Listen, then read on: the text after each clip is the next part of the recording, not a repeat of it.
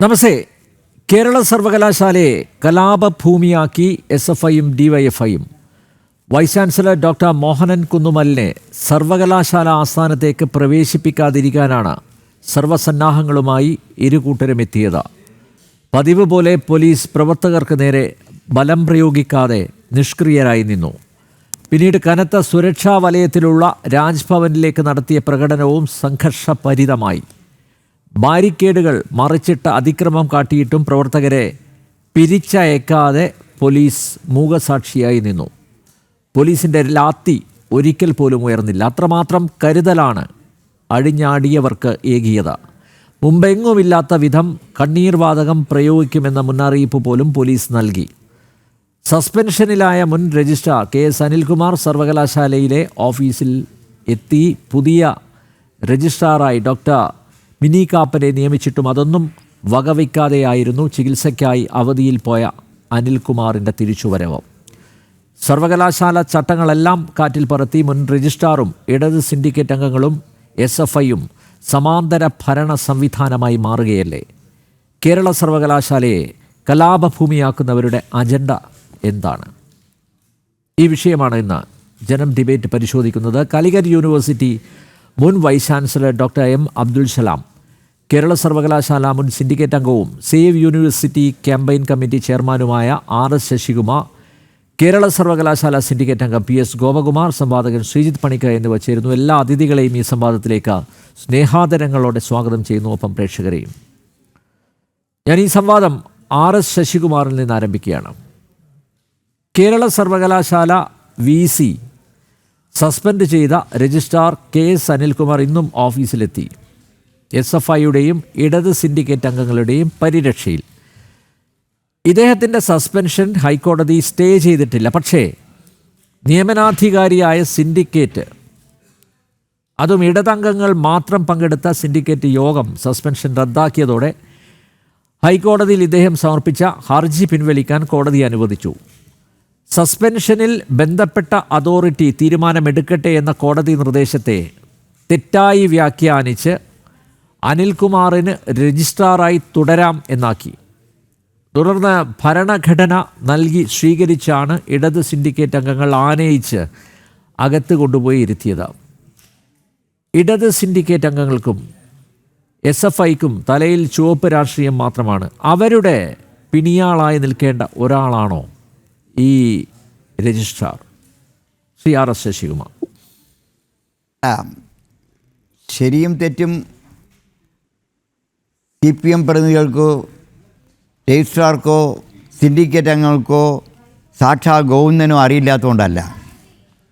കേരളത്തിൽ ഈ അടുത്ത കാലത്തുണ്ടായിരിക്കുന്ന ഞെട്ടിപ്പിക്കുന്ന ആരോഗ്യ രംഗത്തുണ്ടായിരിക്കുന്ന ഏറ്റവും വലിയ തകർച്ച, ആരോഗ്യരംഗത്ത് നമ്മൾ ഒന്നാം സ്ഥാനത്താണെന്ന് വീമ്പിളക്കുന്ന സംസ്ഥാന ആരോഗ്യ വകുപ്പിലുണ്ടായിരിക്കുന്ന ദുർസ്ഥിതി, അതോടൊപ്പം തന്നെ മെച്ചപ്പെട്ട ആരോഗ്യ പരിപാലനത്തിനായി നമ്മുടെ സാക്ഷാൽ മുഖ്യമന്ത്രിയുടെ വിദേശയാത്ര, ഇതെല്ലാത്തിൽ നിന്നും ജനശ്രദ്ധ തിരിച്ചുവിടുന്നതിന് വേണ്ടി നമ്മുടെ ഗോവിന്ദൻ്റെ CPM നേതാവ് ഗോവിന്ദൻ്റെ വളരെ ആസൂത്രിതമായി ഉണ്ടായ തിരക്കഥയാണ് ഇന്നലെയും ഇന്നുമായി തലസ്ഥാന നഗരിയിൽ അരങ്ങേറിയിരിക്കുന്നത്. ഇന്നലെ സർവകലാശാല മന്ദിരത്തിലും ഇന്ന് സർവകലാശാലയിൽ നിന്ന് മാർച്ച് ആരംഭിച്ച് ഗവർണറുടെ ഓഫീസിന് മുന്നിലുമുള്ള സമരങ്ങളുടെ കാഴ്ച നമ്മളെല്ലാവരും നേരിട്ട് കണ്ടതാണ്. ഇന്ന് രാജ്ഭവനകത്തേക്ക് കയറുമെന്നുള്ള നിലയിലേക്ക് എത്തുകയും അവിടെ ടിയർ ഗ്യാസ് പൊട്ടിക്കാനായിട്ടുള്ള വ്യൂകൾ ഉയർത്തുകയും അതേപോലെ തന്നെ 6 തവണ ജലപീരങ്കി പ്രയോഗിക്കുകയും 3 തവണ ടിയർ ഗ്യാസ് പ്രയോഗിക്കുന്നതിൻ്റെ ചുവന്ന ഫ്ലാഗ് കാണിക്കുകയും ചെയ്തപ്പോൾ നമുക്ക് ഓർമ്മ വരുന്നത് നമ്മുടെ നെടുവടി വേണുവിനെ തേങ്ങ പൊട്ടിക്കാശാനി എന്ന് പറയുന്ന കാര്യമാണ്. ഇതെല്ലാം ഒരു തിരക്കഥയുടെ ഭാഗമാണ്. ജനങ്ങളെ വിഡ്ഢികളാക്കുക, ജനശ്രദ്ധ തിരിച്ചുവിടുക, അതുമാത്രമാണ് നടന്നത്. ഇന്ന് ആ വിദ്യാർത്ഥികൾ വിളിക്കുന്ന മുദ്രാവാക്യം ഞാൻ കേട്ടു. കാവ്യവൽക്കരണത്തിനെതിരെയുള്ള സമരം. വിദ്യാർത്ഥികൾക്ക് കാവ്യവൽക്കരണം എന്ന രീതിയിൽ കേരള സർവകലാശാലയിൽ എന്ത് സംഭവിച്ചു? കേരളത്തിലെ മറ്റ് സർവകലാശാലയിൽ എന്ത് സംഭവിച്ചു? ഒന്നും സംഭവിച്ചിട്ടില്ല. കാരണം ഞാൻ ഒരു സ്വതന്ത്രമായി സർവകലാശാല രംഗം സ്വതന്ത്രമായിരിക്കണമെന്നുള്ള അഭിപ്രായക്കാരനാണ് ഞാനും ഞങ്ങളുടെ സേവ് യൂണിവേഴ്സിറ്റി ക്യാമ്പയിൻ കമ്മിറ്റിയും. അത് ചുവപ്പുവൽക്കരിക്കാനോ കാവുവൽക്കരിക്കാനോ തിരുവർണ്ണവൽക്കരിക്കാനോ പാടില്ല എന്നുള്ള അഭിപ്രായത്തിലാണ്. ഈ ഗവർണർ വന്നതിന് ശേഷം കാവ്യവൽക്കരിച്ചു എന്നാണ് പറയുന്നെങ്കിൽ കഴിഞ്ഞ ദിവസം കുഫോസിലെയും അതായത് ഫിഷറീസ് യൂണിവേഴ്സിറ്റിയിലും അതോടൊപ്പം തന്നെ മലയാളം സർവകലാശാലയിലും നിയമിച്ച 2 വൈസ് ചാൻസലർമാർ കേരള സർവകലാശാലയിലെ CPM അധ്യാപക സംഘടനയുടെ പ്രതിനിധികളാണ്. പക്ഷേ അവർ വളരെ മിടുക്കന്മാരും വളരെ ക്വാളിറ്റിയുള്ളവരുമാണ്. യാതൊരു സംശയമില്ല, വൈസ് ചാൻസലർ ആവാൻ സർവ്വതാ യോഗ്യരാണ്. അവരെ 2 പേരെയും വിളിച്ച് കഴിഞ്ഞ ദിവസം കേരള സർവകലാശാലയുടെ CPM അധ്യാപക സംഘടന സ്വീകരണം കൊടുക്കുന്നതിൻ്റെ ചിത്രങ്ങൾ ഞാൻ കണ്ടു. കാവ്യവൽക്കരണമായിരുന്നെങ്കിൽ ഗവർണർ അവരെ നിയമിക്കേണ്ട കാര്യമില്ലായിരുന്നു. കാരണം ഗവർണർക്കറിയാം കേരളത്തിൽ വളരെ ബാലൻസ് ചെയ്ത് മാത്രമേ ഭരണം നടത്താൻ ഒക്കുകയുള്ളൂ. പക്ഷേ ഇവിടെ എന്താ, സർവകലാശാല വളരെ ഡിസിപ്ലിൻഡ് ആയിട്ട് പോകണം എന്നുള്ള ആഗ്രഹം പറ്റില്ല. കാര്യം കഴിഞ്ഞ 4-5 വർഷമായി കഴിഞ്ഞ 1ാം പിണറായി സർക്കാരിലും 2ാം പിണറായി സർക്കാരിൻ്റെ പകുതി സമയത്തും ഇവിടെ CPMൻ്റെ തേർവാഴ്ചയായിരുന്നു സർവകലാശാലകളിൽ. വൈസ് ചാൻസലർമാരെ നോക്കുകുത്തികളായിക്കൊണ്ട് കുറേ 7ാം കൂലികളായ CPM സിൻഡിക്കേറ്റ് അംഗങ്ങൾ അഴിഞ്ഞാടുകയായിരുന്നു. അതിന് വൈസ് ചാൻസലർമാരെ നിയമിച്ചുകൊണ്ട് ഒരു നിയന്ത്രണമുണ്ടായി. കേരള സർവകലാശാലയിലെ ഡോക്ടർ മോഹൻ കുന്നുമേലാകട്ടെ, ഡിജിറ്റലിലെ സിസ തോമസ് ആകട്ടെ, KTUവിലെ ശിവകൃഷ്ണൻ, അതേപോലെ തന്നെ കാലിക്കറ്റിലെ രവീന്ദ്രൻ, ഗുസ്താറ്റിലെ ഡോക്ടർ ബുർശ്രീ, ഇവരെല്ലാം വളരെ മിടുക്കന്മാരും പ്രഗത്ഭന്മാരുമാണ്. അവർക്ക് അവരുടേതായിട്ടുള്ള രാഷ്ട്രീയമുണ്ടെങ്കിലും അവർ അക്കാഡമിക്കാണ്. അങ്ങനെയുള്ള ആളുകളെ നിയമിച്ചിരിക്കുമ്പോൾ കേരള സർവകലാശാല എന്ത് സംഭവിച്ചു? കേരള സർവകലാശാല നിയന്ത്രണം CPMൻ്റെ കയ്യിൽ നിന്ന് പോയപ്പോൾ അവിടെ സംഭവിച്ചത് ഞാൻ വളരെ പെട്ടെന്ന് പറയാം. ഏറ്റവും വലിയ വിവാദം ഉണ്ടായിരിക്കുന്ന ഭാരതാംബ വിഷയമാണ്. ഭാരതാംബ വിഷയം ഗവർണറുടെ രാജ്ഭവനിൽ അവിടെ ഭാരതാംബ വിഷയം വച്ചതിനെ സംബന്ധിച്ച് തർക്കമുണ്ട്. അത് ഗവൺമെൻറ്, പ്രതിപക്ഷം പലർക്കും പല രീതിയിലുള്ള അഭിപ്രായങ്ങളുണ്ടാവാം.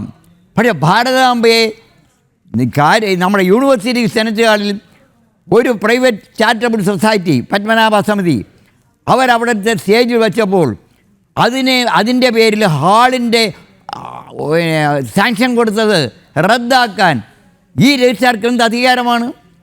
വാടകയ്ക്ക് കൊടുത്ത ഹാളിൽ ഏത് ചിത്രം വയ്ക്കണമെന്ന് തീരുമാനിക്കേണ്ട അവകാശം ആ സമിതിക്കുണ്ട്. അങ്ങനെ സംശയം ഉണ്ടായിരുന്നെങ്കിൽ ആ സമിതിക്ക് ഹാൾ വാടകയ്ക്ക് കൊടുക്കാൻ പാടില്ലായിരുന്നു.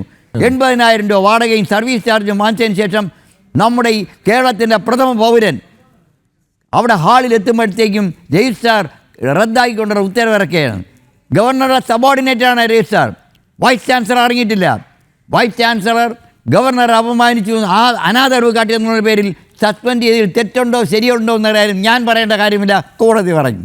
കോടതി സ്റ്റേയുമായിട്ട് ചെന്നപ്പോൾ കോടതി പറഞ്ഞു എങ്ങനെ സ്റ്റേ തരും?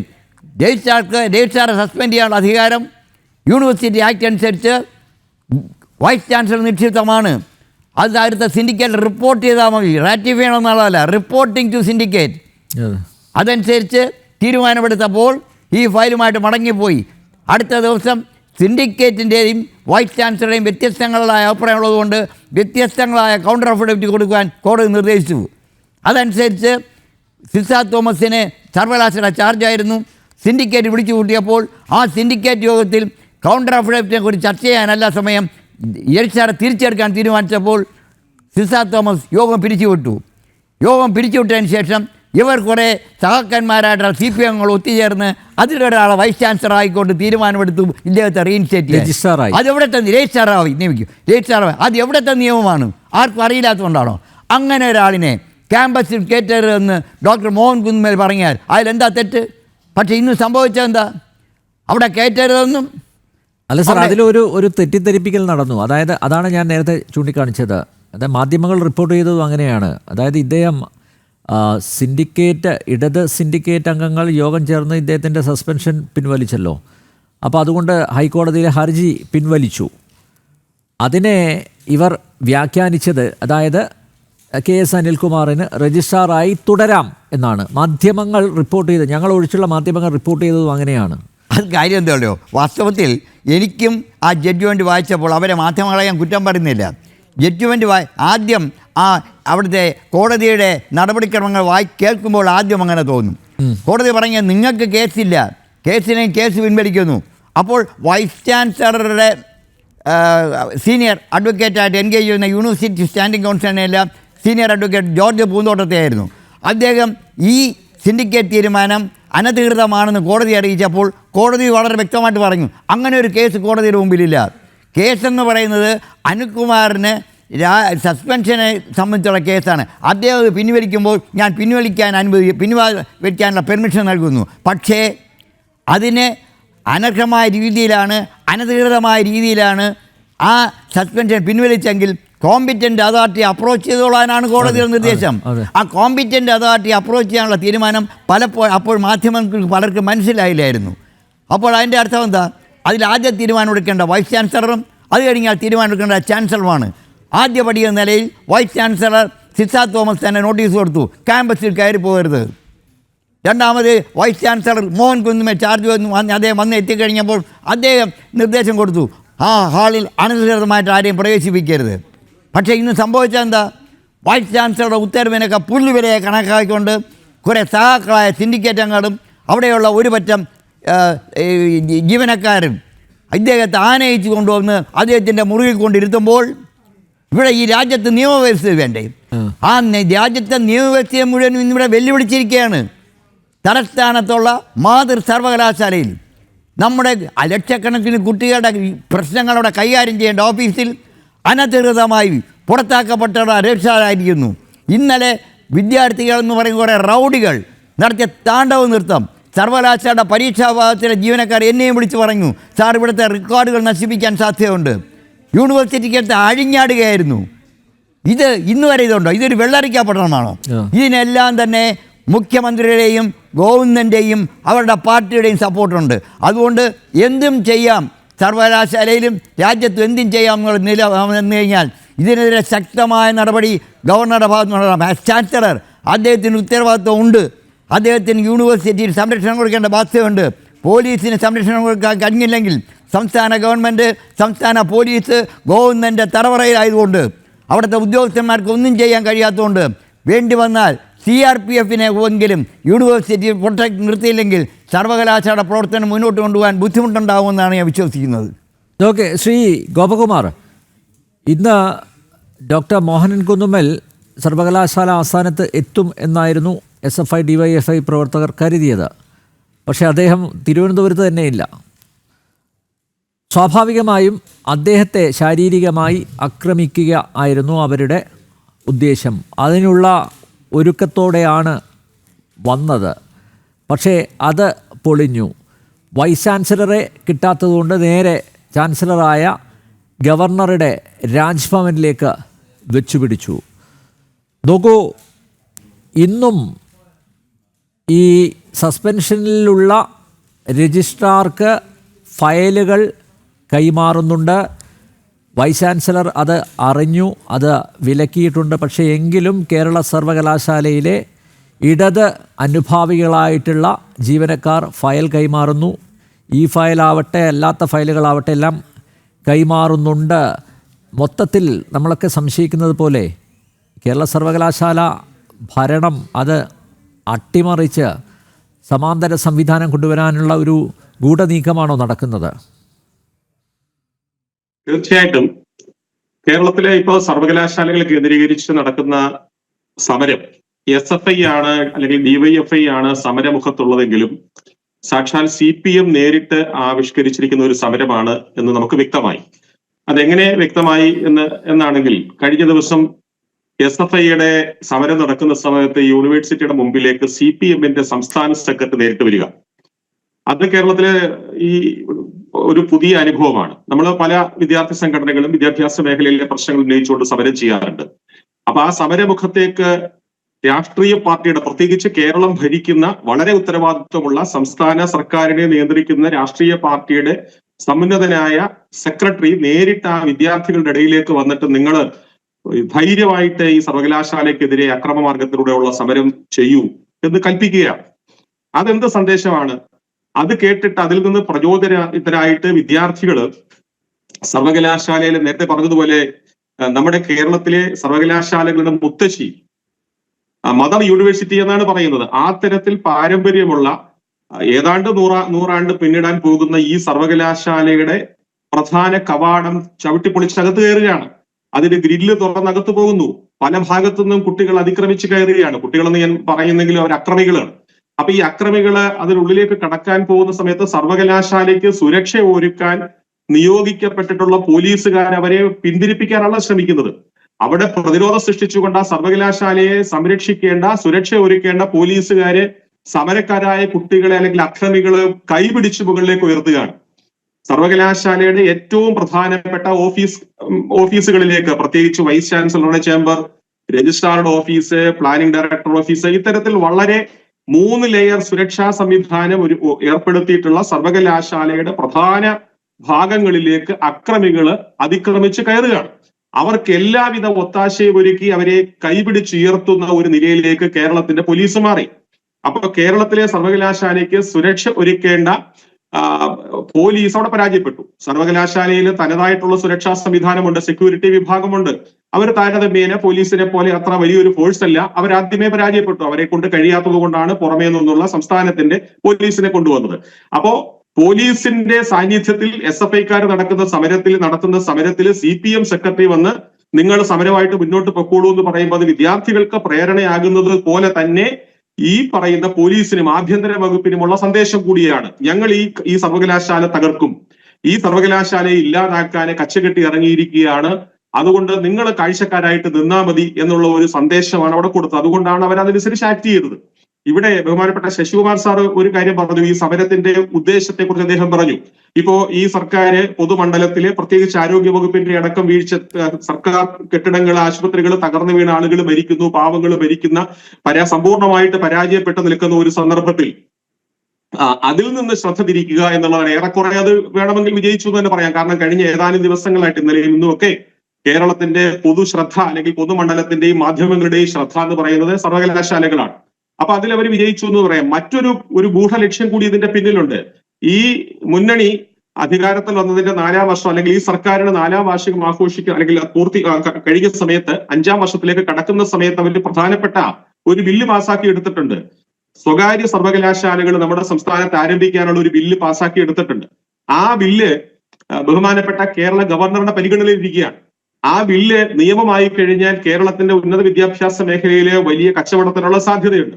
അപ്പൊ സ്വാഭാവികമായിട്ടും കേരളത്തിന്റെ ഉന്നത വിദ്യാഭ്യാസ മേഖലയിലെ സ്വകാര്യ സർവകലാശാലകൾ ആരംഭിക്കാൻ കച്ചകെട്ടി ഇരിക്കുന്ന സ്വകാര്യ സർവകലാശാല ലോബികൾക്ക് വേണ്ട ഒരു സാഹചര്യം ഇവിടെ, അവർക്ക് അനുകൂലമായ ഒരു സാഹചര്യം ഇവിടെ പരുവപ്പെടുത്തിയെടുക്കേണ്ടതായിട്ടുണ്ട്. അപ്പൊ നിലവിൽ നന്നായി പ്രവർത്തിക്കുന്ന അല്ലെങ്കിൽ കേരളത്തിന്റെ പൊതുമണ്ഡലത്തിന്റെ സ്വീകാര്യത നേടിയിട്ടുള്ള നമ്മുടെ സർവകലാശാലകൾ ഇതേ അവസ്ഥയിൽ പോകുന്നത് സ്വകാര്യ ലോബികൾക്ക് ഇവിടെ വലിയ നേട്ടം കൊയ്യാൻ സാധ്യത കുറവാണെന്ന് മനസ്സിലാക്കിയിട്ട് അവർക്ക് വേണ്ടി കൂടിയാണ് CPM ഈ തരത്തിൽ ഒരു സമരം ആവിഷ്കരിച്ചത് എന്നാണ് എനിക്ക് തോന്നുന്നത്. കേരളത്തിലെ നിലവിലുള്ള സർവകലാശാലകളെ തകർത്ത് സ്വകാര്യ ലോബികൾക്ക് അവസരമൊരുക്കുക എന്നുള്ള ഒരു ഉദ്ദേശം കൂടിയുണ്ട്. അതുകൂടി ഈ സമരത്തിന്റെ പിന്നിലെ ഉദ്ദേശമായിട്ട് എനിക്ക് തോന്നുകയാണ്. അതാണ് ഈ സമയത്ത് എനിക്ക് പറയാനുള്ളത്. Okay, vice chancellor doctor Mohanan കുന്നുമ്മലിൻ്റെ വീട്ടിലേക്ക് DYFI പ്രവർത്തകർ മാർച്ച് നടത്തുന്നു. നേരത്തെ ഗവർണറുടെ ഔദ്യോഗിക വസതിയിലേക്കായിരുന്നു മാർച്ചെങ്കിൽ ഇപ്പോൾ മോഹനൻ കുന്നുമ്മലിൻ്റെ വസതിയിലേക്കാണ് മാർച്ച്. ഡോക്ടർ അബ്ദുൽ സലാം, ഒരു മുൻ വൈസ് ചാൻസലർ എന്ന നിലയിൽ കുറേ കൂടി ആഴത്തിൽ ഇപ്പോൾ നടന്നുകൊണ്ടിരിക്കുന്ന സംഭവങ്ങൾ ആധികാരികമായി താങ്കൾക്ക് അവതരിപ്പിക്കാൻ സാധിക്കും. സർവകലാശാല ചട്ടങ്ങളൊന്നും അറിയാത്ത ഒരാളല്ല ഈ ഡോക്ടർ KS അനിൽകുമാർ അല്ലേ? ഈ കുട്ടിക്കുരങ്ങന്മാർ, അതായത് ഞാൻ ഉദ്ദേശിക്കുന്ന SFIക്കാരെയാണ്, അവർ ഇദ്ദേഹത്തെ കൊണ്ട് ചുടുചോറ് വാരിക്കുകയല്ലേ? അത് മനസ്സിലാക്കാനുള്ള പ്രായോഗിക ബുദ്ധി പോലും ഇദ്ദേഹത്തിന് ഇല്ല എന്നാണോ മനസ്സിലാക്കേണ്ടത്? യഥാർത്ഥത്തിൽ ഞാൻ കഴിഞ്ഞ ഒരാഴ്ചയായി ഈ നാടകങ്ങളെല്ലാം കണ്ടുകൊണ്ട് വീട്ടിലിരുന്നിട്ട് ഈ TV നോക്കിക്കൊണ്ടിരുന്നിട്ട് ചിരിച്ചുകൊണ്ടേയിരിക്കുകയായിരുന്നു. കാര്യം ഇതുപോലെയുള്ള അനുഭവം 4 കൊല്ലം ഒരുപാട് അനുഭവിച്ച ആളാണ് ഞാൻ. അപ്പോൾ എൻ്റെ മനസ്സിൽ പെട്ടെന്ന് വന്നത്, ആദ്യം നമ്മുടെ എഡ്യൂക്കേഷൻ മിനിസ്റ്റർ പറഞ്ഞു നമ്പർ 1 ആണ് കേരള എന്ന് പറയുന്ന ആ സ്ലോഗൻ, അത് വന്നു. പെട്ടെന്ന് ഞാൻ ഓടിയെത്തിയത് Kerala university, the first university. ഇന്ന് കേരള യൂണിവേഴ്സിറ്റിക്ക് 150 കോളേജസ്, അഫിലിയേറ്റഡ് കോളേജസ്. അതിൽ കൂടെ 150 കോളേജിലും കൂടെ ഏതാണ്ട് 1,30,000 സ്റ്റുഡൻസ്. പിന്നെ ഈ അധ്യാപകർ, മെയിൻ ക്യാമ്പസിൽ 250 അധ്യാപകർ, പിന്നെ അഫിലിയേറ്റഡ് കോളേജ് എല്ലാം കൂടെ എടുത്തു കഴിഞ്ഞാൽ അപ്രോക്സിമേറ്റ്ലി അറൗണ്ട് 5,000 അധ്യാപകർ. ഈ ഒരു കമ്മ്യൂണിറ്റി കേരളത്തിൻ്റെ ഏറ്റവും പ്രധാനപ്പെട്ട വിദ്യാഭ്യാസ സ്ഥാപനമായ കേരള യൂണിവേഴ്സിറ്റി ഈ ലെവലിൽ അധപ്പതിച്ചപ്പോൾ, ഒരു ഇൻസ്റ്റിറ്റ്യൂഷണൽ അനാർക്കിയായി മാറിയപ്പോൾ, ഒരു ഗവേണൻസ് പാരാലിസിസ് സംഭവിച്ചപ്പോൾ, ഒരു കയോസ് മാത്രമായി മാറുമ്പോൾ എൻ്റെ മനസ്സിൽ ഓടിയെത്തിയത് ഈ 1,30,000 കുട്ടികൾ, ഫീസ് കൊടുത്ത് പഠിക്കുന്ന കുട്ടികൾ, ഇവരെപ്പറ്റി ചിന്തിക്കാൻ ആരുമില്ലല്ലോ എന്നൊരു തോന്നലാണ്. ആരൊക്കെയാണ് ഇവിടുത്തെ സ്റ്റേക്ക് ഹോൾഡേഴ്സ്? നമ്മൾ ഒരു യൂണിവേഴ്സിറ്റി പറഞ്ഞ ആദ്യം നമ്പർ 1 സ്റ്റേക്ക് ഹോൾഡർ സ്റ്റുഡൻ്റാണ്. അവൻ്റെ നിന്ന് ഫീസ് വാങ്ങി അവന് വേണ്ടിയാണ് ഈ സ്ഥാപനം. അല്ലാതെ ഇവിടെ പല പൊസിഷനിലിരിക്കുന്ന വൈസ് ചാൻസലർ, പ്രോ ചാൻസലർ, ആ ലൈനിലോ സിൻഡിക്കേറ്റ് മെമ്പേഴ്സോ അല്ലെങ്കിൽ അതുമായിട്ട് ബന്ധപ്പെട്ട ആർക്കും വേണ്ടിയല്ല. Kerala university is committed to 1.3 lakh students. അവരോടുള്ള ബോധം ഇവർ കംപ്ലീറ്റ് മറന്നുപോയി. ഇവരുടെ എക്സാമിനേഷൻസ്, സർട്ടിഫിക്കറ്റ് സമയത്ത് കൊടുക്കുക, മൈഗ്രേഷൻ സർട്ടിഫിക്കറ്റ് കൊടുക്കുക, അവരെ ഹാപ്പി ആക്കുക എന്നുള്ള പ്രൈമറി റെസ്പോൺസിബിലിറ്റി വിട്ടിട്ട് ഇവരെന്തായി ചെയ്തു കൂട്ടുന്നത്, എന്തിനു വേണ്ടി ചെയ്തു കൂട്ടുന്നു? അതാണ് എനിക്ക് തോന്നിയത് നമ്പർ 1. നമ്പർ 2, ആ സ്റ്റോറിയുടെ ബിഗിനിങ് ഭാരതാംബയുടെ ചിത്രം, അതിനൊരു മതത്തിൻ്റെ ചിഹ്നം, ഉടനെ number 1 person of the state governor വരുമ്പോൾ ഗവർണറുടെ വളരെ ധിക്കാരപരമായി പെരുമാറുന്ന ഒരു രജിസ്ട്രാർ, അദ്ദേഹത്തെ ഇൻസൾട്ട് ചെയ്യുന്ന പെരുമാറ്റം, അതിനോടനുബന്ധിച്ചുള്ള സീരീസ് ഓഫ് കയോസ്, അത് കഴിഞ്ഞൊരു എൻക്വയറി, അത് കഴിഞ്ഞ് അദ്ദേഹത്തിന് സസ്പെൻഷൻ കഴിഞ്ഞിട്ട് അദ്ദേഹം കോടതിയിൽ പോകുന്നു. കോടതിയിൽ പോയിട്ട് അടുത്ത ദിവസം സഡനായിട്ട് സിൻഡിക്കേറ്റ് വിളിക്കുന്നു. സിൻഡിക്കേറ്റ് അതിനെ വൈസ് ചാൻസലർ പോയി കഴിഞ്ഞപ്പോൾ സിൻഡിക്കേറ്റ് അവർ തന്നെ ഒരു സിൻഡിക്കേറ്റ് ഫോം ചെയ്തിട്ടൊരു തീരുമാനമെടുക്കുന്നു. അടുത്ത ദിവസം ഇദ്ദേഹം സിൻഡിക്കേറ്റ് പറയാൻ പറ്റില്ല, ഇടത് അംഗങ്ങൾ മാത്രമുള്ള സിൻഡിക്കേറ്റ്. ഈ അവസരത്തിൽ എനിക്ക് തോന്നിയത് ഈ കോടതി എന്താ ചെയ്തതെന്നുള്ളത് ഞാൻ സസൂക്ഷ്മം വീക്ഷിക്കുകയായിരുന്നു. തലേ ദിവസം കേസ് കൊടുത്ത ആൾ രാവിലെ പറയുന്നു എനിക്ക് കേസില്ല, തീർന്ന് അവിടെ പ്രശ്നമേ തീർന്നു, അദ്ദേഹത്തിന് കേസില്ല, പിന്നെ അവരെന്ത് വിധിയാണ്? അപ്പോൾ ഇവരൊക്കെ പറഞ്ഞു തന്നതാ, നിങ്ങൾ സസ്പെൻഷൻ വിഡ്രോ ചെയ്തു, നിങ്ങൾ പോയി ചാർജ് എടുത്തു. എന്തുമാത്രം സത്യത്തിൽ നിന്ന് അകലെ നിന്നുള്ള ഫാക്ട്സാണ്. നമ്മളൊക്കെ റിപ്പോർട്ട് ചെയ്തവും കൺഫ്യൂഷൻ ഉണ്ടാക്കിയും അടുത്ത ദിവസം ഉടനെ വീണ്ടും ചോദ്യം, വേറെ ഒരാൾക്ക് ഡിജോ ഒരു ക്യാപ്റ്റൻ, ഒരു I forgot the name of that രജിസ്ട്രാർക്ക് ചാർജ് കൊടുത്തു എന്ന് പറയണു. ഉടനെ എന്നോട് അടുത്ത ചോദ്യം, സാറേ എത്ര രജിസ്ട്രാറുണ്ട്? അതാണ് ഇപ്പോൾ എൻ്റെ ചോദ്യം. അത് പിന്നെ ചോദ്യം, രജിസ്ട്രാർക്ക് പിന്നെ ഇവരെ സസ്പെൻഡ് ചെയ്യാൻ പറ്റുമോ? അപ്പോയിൻറ്റിംഗ് അതോറിറ്റി സിൻഡിക്കേറ്റ് അല്ലേ? ഇതൊക്കെ ഈ കേരള യൂണിവേഴ്സിറ്റിയുടെ ആക്റ്റാണ്, first act of the state. അതാണ് പലപ്പോഴും കോപ്പി ചെയ്തിരിക്കുന്നത്. ഈ കോപ്പി ചെയ്തിരിക്കുന്ന ഈ ആക്റ്റിൽ 10(13) എന്നൊരു ക്ലോസ് ഉണ്ട്. അത് വായിക്കുമ്പോൾ, അത് ഒരുപാട് ഞാൻ പ്രയോഗിച്ചിട്ടുള്ളതാണ്, അത് വായിക്കുമ്പം എനിക്ക് തോന്നിയിട്ടുണ്ട് അന്ന് ഈ ആക്ട് ഉണ്ടാക്കിയ ആൾക്കാർ ബ്രഹ്മാവിൻ്റെ എന്താ പറയുക പവേഴ്സ് എല്ലാം കൂടെ വൈസ് ചാൻസലർ കൊടുത്തിട്ടുണ്ട്. അതാണ് ആ ക്ലാസ് വളരെ വ്യക്തമായിട്ട് പറയുന്നത്. സിൻഡിക്കേറ്റ് ഇല്ലെങ്കിൽ യൂണിവേഴ്സിറ്റി നടത്തിക്കൊണ്ട് പോകുന്നതിന് എമർജൻസി ആയ ഏത് കാര്യവും ചെയ്യാൻ വൈസ് ചാൻസലർ ബാധകമാണ്, ചെയ്യാം. എല്ലാ അതോറിറ്റി സിൻഡിക്കേറ്റിൻ്റെയോ സെനറ്റിൻ്റെയോ അക്കാഡമിക് കൗൺസിലിൻ്റെയോ എനി ബോഡിയുടെ പവർ അദ്ദേഹത്തിന് ഉപയോഗിക്കാം, ആക്ട് ചെയ്യാം. ആക്ട് ചെയ്തിട്ട് അദ്ദേഹം റിപ്പോർട്ട് ചെയ്താൽ മതി. സിൻഡിക്കേറ്റ് ആണെങ്കിൽ സിൻഡിക്കേറ്റ് റിപ്പോർട്ട് ചെയ്താൽ മതി, അപ്രൂവൽ പോലും പറയേണ്ട കാര്യമില്ല. വേറെത്തിൽ പറഞ്ഞാൽ vice chancellor, the so called CEO of the university, chief executive officer എന്ന് പറയാവുന്ന യൂണിവേഴ്സിറ്റി, ബ്രഹ്മാവിൻ്റെ തന്നെ പവർ ഈ പറഞ്ഞ ക്ലോസ് കൊണ്ട് കൊടുത്തിട്ടുള്ള യൂണിവേഴ്സിറ്റിയിലെ വൈസ് ചാൻസലർ എടുക്കുന്ന തീരുമാനം അറിഞ്ഞ് അന്നേ കൊടുത്തതാണ്. വേണ്ടി വന്നാൽ ഇതൊക്കെ ഉപയോഗിക്കുക. പക്ഷേ ഇത് ഉപയോഗിക്കുമ്പോൾ വളരെ സൂക്ഷിക്കുന്നത് ഇത് ഒപ്പിടുന്ന വൈസ് ചാൻസലർ തന്നെയാണ്. നിങ്ങൾക്ക് ക്ലോസ് ഉപയോഗിക്കാം, യൂണിവേഴ്സിറ്റിക്ക് വേണ്ടി ഉപയോഗിക്കുമ്പോഴത്തേക്ക് അത് നിയമത്തിനകത്ത് നിന്നുകൊണ്ട് ലീഗലി സ്ട്രൈക്ക് ഡൗൺ ചെയ്യാത്ത എല്ലാ ലീഗൽ പാരാമീറ്റേഴ്സും ആക്റ്റും സ്റ്റാറ്റ്യൂട്ടും റെസ്പെക്റ്റ് ചെയ്തുകൊണ്ടുള്ള തീരുമാനം എടുക്കാം. അങ്ങനെയുള്ള തീരുമാനം എടുത്താൽ റിപ്പോർട്ട് ചെയ്താൽ മാത്രം മതി. അവർക്ക് വേണമെങ്കിൽ കോടതിയിൽ പോകാം, അല്ലെങ്കിൽ അവർക്ക് ചാൻസലർക്ക് റിപ്പോർട്ട് ചെയ്യാം. അതുമാത്രമേ ഉള്ളൂ. അതായത് ഫസ്റ്റ് പാർട്ട് വൈസ് ചാൻസലർ ചെയ്തത് ശരിയാണോ എന്ന് ചോദിച്ചു കഴിഞ്ഞാൽ ലീഗലി അതിൽ ആർക്കും കുറ്റം പറയാൻ ഒക്കത്തില്ല. ആക്ട് അദ്ദേഹത്തിന് കൊടുത്തിട്ടുള്ള പവർ അദ്ദേഹം ഉപയോഗിച്ചു എന്നുള്ളതാണ് നമ്പർ 1. നമ്പർ 2, അടുത്ത ദിവസം ചോദിക്കുന്നതാണ്, സാർ ആരാണ് ഇപ്പോഴത്തെ രജിസ്ട്രാർ? ആ ചോദ്യം ഞാൻ നോക്കിയായിരുന്നു. അപ്പോഴത്തേക്ക് യൂണിവേഴ്സിറ്റിയുടെ ഇന്നത്തെ നിയമം അനുസരിച്ച് ആദ്യം ഇരുന്ന രജിസ്ട്രാറെ ആക്ടിൻ്റെ പ്രവിഷൻ അനുസരിച്ച് സസ്പെൻഡ് ചെയ്താൽ ഈ suspended is no more a registrar. കോടതി പോയപ്പോൾ അദ്ദേഹത്തിന് നിങ്ങൾക്ക് കംപ്ലയിൻ്റ് ഉണ്ടെങ്കിൽ പൊക്കോളൂ, നിങ്ങൾ രജിസ്റ്ററായിട്ടൊന്നും അവർ പറഞ്ഞിട്ടില്ല. നിങ്ങൾക്ക് കംപ്ലയിൻ്റ് ഇല്ലെങ്കിൽ വേണ്ട, you have no complaint, okay, but the suspension remain. അപ്പോൾ യൂണിവേഴ്സിറ്റി ഒരു ഓർഡർ കൊടുത്തു. എന്ത് കൊടുത്തു? ആ കാപ്പൻ എന്ന് പറഞ്ഞ ആ ലേഡിക്ക് രജിസ്ട്രാറായിട്ട് ആക്ട് ചെയ്യാൻ ജോലി കൊടുത്താൽ the legally valid order is that. അപ്പം അവർ തന്നെയാണ് രജിസ്ട്രാർ, ലീഗൽ രജിസ്ട്രാർ. അപ്പോഴാണല്ലോ നമ്മുടെ ആശാന്മാർ സ്ഥിരം, ഞാൻ 4 കൊല്ലം അനുഭവിച്ചതല്ലേ, അവർ നിങ്ങളെ കിടന്നുറങ്ങാൻ സമ്മതിക്കത്തില്ല, രാവിലെ നിങ്ങളെ കത്തിക്കും. ഞാൻ ഇരുന്ന ഓഫീസ് മുറിയിൽ എന്താ പറയുക, അടുത്തുള്ള കിച്ചണിൽ ഇരുന്ന ഗ്യാസ് കുറ്റി കൊണ്ടുവന്ന് തള്ളി തുറന്ന് കയറ്റിയിട്ട് കൊളുത്താൻ പോയപ്പോൾ പിറകെ ഒരുത്തും ചവിട്ടി മാറ്റിയില്ലായിരുന്നെങ്കിൽ അന്ന് ഞാൻ കത്തി തന്നെ അവിടെ 11 പ്രാവശ്യം എൻ്റെ മർഡർ അറ്റംപ്റ്റ് നടന്നതാണ് എനിക്ക് എൻ്റെ റെസിഡൻസിൽ.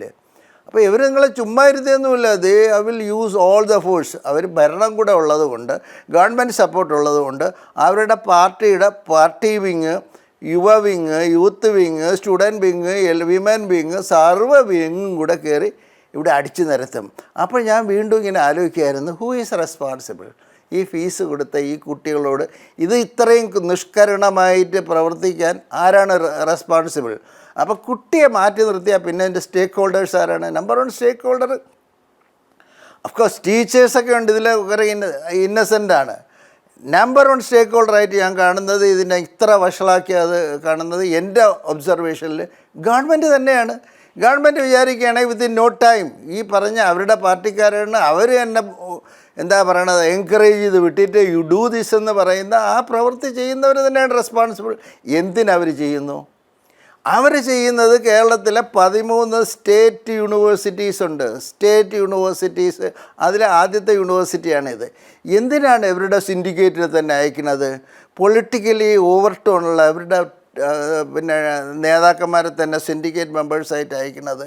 സിൻഡിക്കേറ്റ് മെമ്പേഴ്സായിട്ട് അയക്കുന്നതിൻ്റെ പ്രധാനപ്പെട്ട കാര്യം എന്ന് പറഞ്ഞാൽ പാർട്ടി ഇൻട്രസ്റ്റ് ആയിട്ടുള്ള പ്രധാനപ്പെട്ട അപ്പോയിൻമെൻറ്റുകൾ, അതുമായിട്ടുള്ള എല്ലാ ബെനിഫിറ്റ്സും അവർ അമാസ് ചെയ്യുന്നതിന് വേണ്ടി. നമ്മുടെ ഭരണഘടനയിൽ പറഞ്ഞിട്ടുള്ള ഏറ്റവും പ്രധാനപ്പെട്ട വാക്കുകൾ ഞാൻ എപ്പോഴും ഓർക്കുന്നതാണ് ജസ്റ്റിസ്. നിങ്ങൾ ജസ്റ്റിസ് ഇവിടെ ഇടതുപക്ഷക്കാർക്ക് മാത്രം കൊടുത്താൽ മതിയാ, അതിനാണ് അവർ ശ്രമിക്കുന്നത്. മറ്റുള്ളവർക്ക് ഇൻജസ്റ്റിസും പാർട്ടിക്കാർക്ക് ജസ്റ്റിസും കൊടുക്കുക. റിസോഴ്സ് റോബ് ചെയ്യണമെങ്കിലോ അതും പാർട്ടിക്കാർ റോബ് ചെയ്യുക, മറ്റുള്ളവർ മാറി നിൽക്കുക. അതായത് ഓപ്പർച്യൂണിറ്റി, ഈക്വൽ ഓപ്പർച്യൂണിറ്റി അല്ലെങ്കിൽ ഈക്വൽ ജസ്റ്റിസ് ഫോർ ഓൾ എന്നുള്ള കോൺസെപ്റ്റ് പൊളിറ്റിക്കൽ അഡ്വാൻറ്റേജിന് വേണ്ടി ഇവർ എന്താ ചെയ്യേണ്ടത്? അത് കുരുതി കൊടുക്കുകയല്ലേ ചെയ്യണത്. അതുകൊണ്ട് സഫർ ചെയ്യുന്നവരെ ഈ പറഞ്ഞ 1,30,000 കുട്ടികളും 5,000-ഓളം അധ്യാപകരും ആ സമൂഹം സഫർ ചെയ്യുന്നു. അതുമാത്രം ഇന്നത്തൊക്കെ അടി പിടിയൊക്കെ കണ്ടു കഴിഞ്ഞാൽ എത്ര പേർക്ക് ഇഞ്ചുറീസ് വന്ന് കാണും. റോഡിലുള്ള യാത്ര ചെയ്യുന്നവർക്ക് എന്തുമാത്രം ബുദ്ധിമുട്ട് വന്ന് കാണും. പാരാലിസിസ് അല്ലേ? ഇത് അനുവദിക്കാവുന്നതാണോ? ഇത് ഗവൺമെൻറ് തന്നെയാണ് ഇതിൻ്റെ പ്രൈം കൾപ്രിറ്റ്. ഞാൻ പറയാൻ വേണ്ടി എങ്ങനെ നമുക്ക് വൈസ് ചാൻസലറെ കുറ്റം പറയാൻ പറ്റും? ഒരു ഇന്നസെൻ്റ് ആയിട്ടുള്ള മനുഷ്യൻ വേറൊരു യൂണിവേഴ്സിറ്റി ജോലി ചെയ്യുന്ന മനുഷ്യനോട് അഡീഷണൽ ആയിട്ടുള്ള മുൾക്കിരീടം തലയിൽ വെച്ച് കൊടുത്തു. വൈസ് ചാൻസലർക്ക് ചെയ്യാവുന്നത് ഈ പറഞ്ഞ ബ്രഹ്മാവിൻ്റെ പവറൊക്കെ എഴുതി വെച്ചിട്ടുണ്ടെങ്കിലും വൈസ് ചാൻസലർക്ക് ചെയ്യാവുന്നത് he can act only in accordance with act and statute of the university. മാറി ചെയ്താൽ അങ്ങേര് പിടിവീഴും.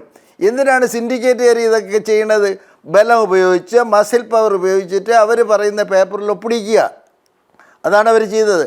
I was just going through the different doctor Abdul Salam ചുരുക്കത്തിൽ ഇവർക്ക് കൈയിട്ട് വാരാനുള്ള എല്ലാ അവസരവും ഡോക്ടർ മോഹനൻ കുന്നുമ്മൽ വന്നതിന് ശേഷം ഇല്ലാതായി.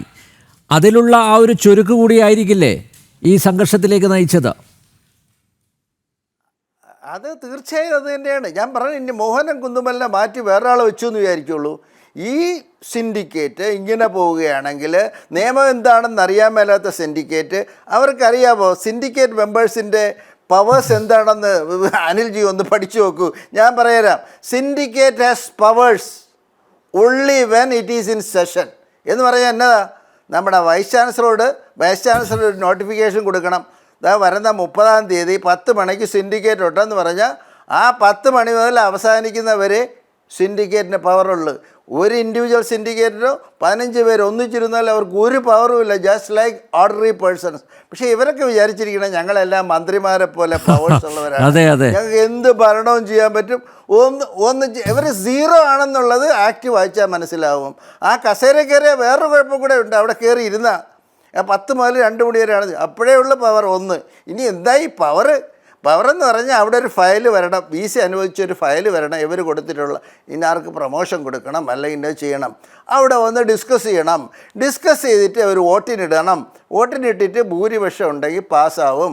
ഈക്വലായിട്ട് വരികയാണെങ്കിൽ VCക്ക് കാസ്റ്റിംഗ് ഔട്ട് ചെയ്യാം. അങ്ങനെ അത് പാസ്സാക്കാനേ ഉള്ളൂ. ഇവിടെ അതാണ് അവർ ചെയ്യുന്നത്.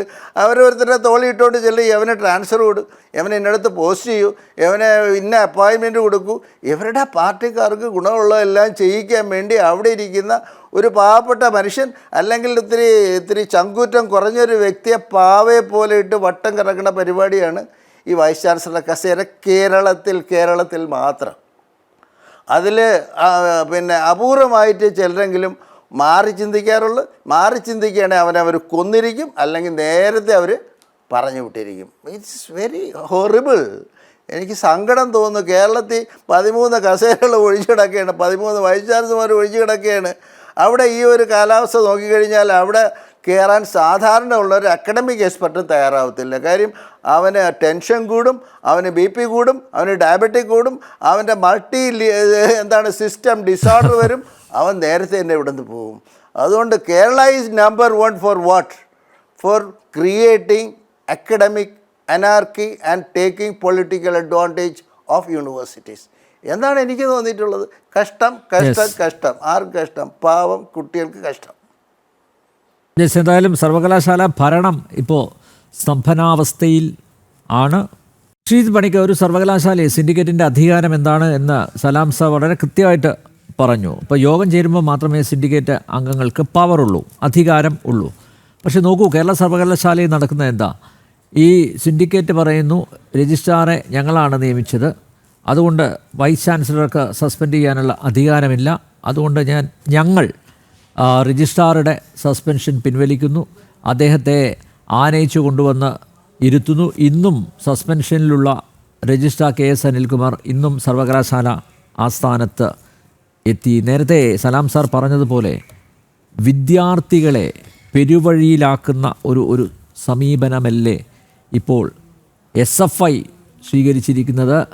മാത്രമല്ല ഈ ഇടത് സിൻഡിക്കേറ്റ് അംഗങ്ങളും സ്വീകരിച്ചിരിക്കുന്ന ഒരു സമാന്തര ഭരണം ഉണ്ടാക്കുക, ഭരണം കൈയാളുക എന്ന രീതിയിലല്ലേ കാര്യങ്ങൾ പോകുന്നത്? ഇത് ആശാസ്യമാണോ?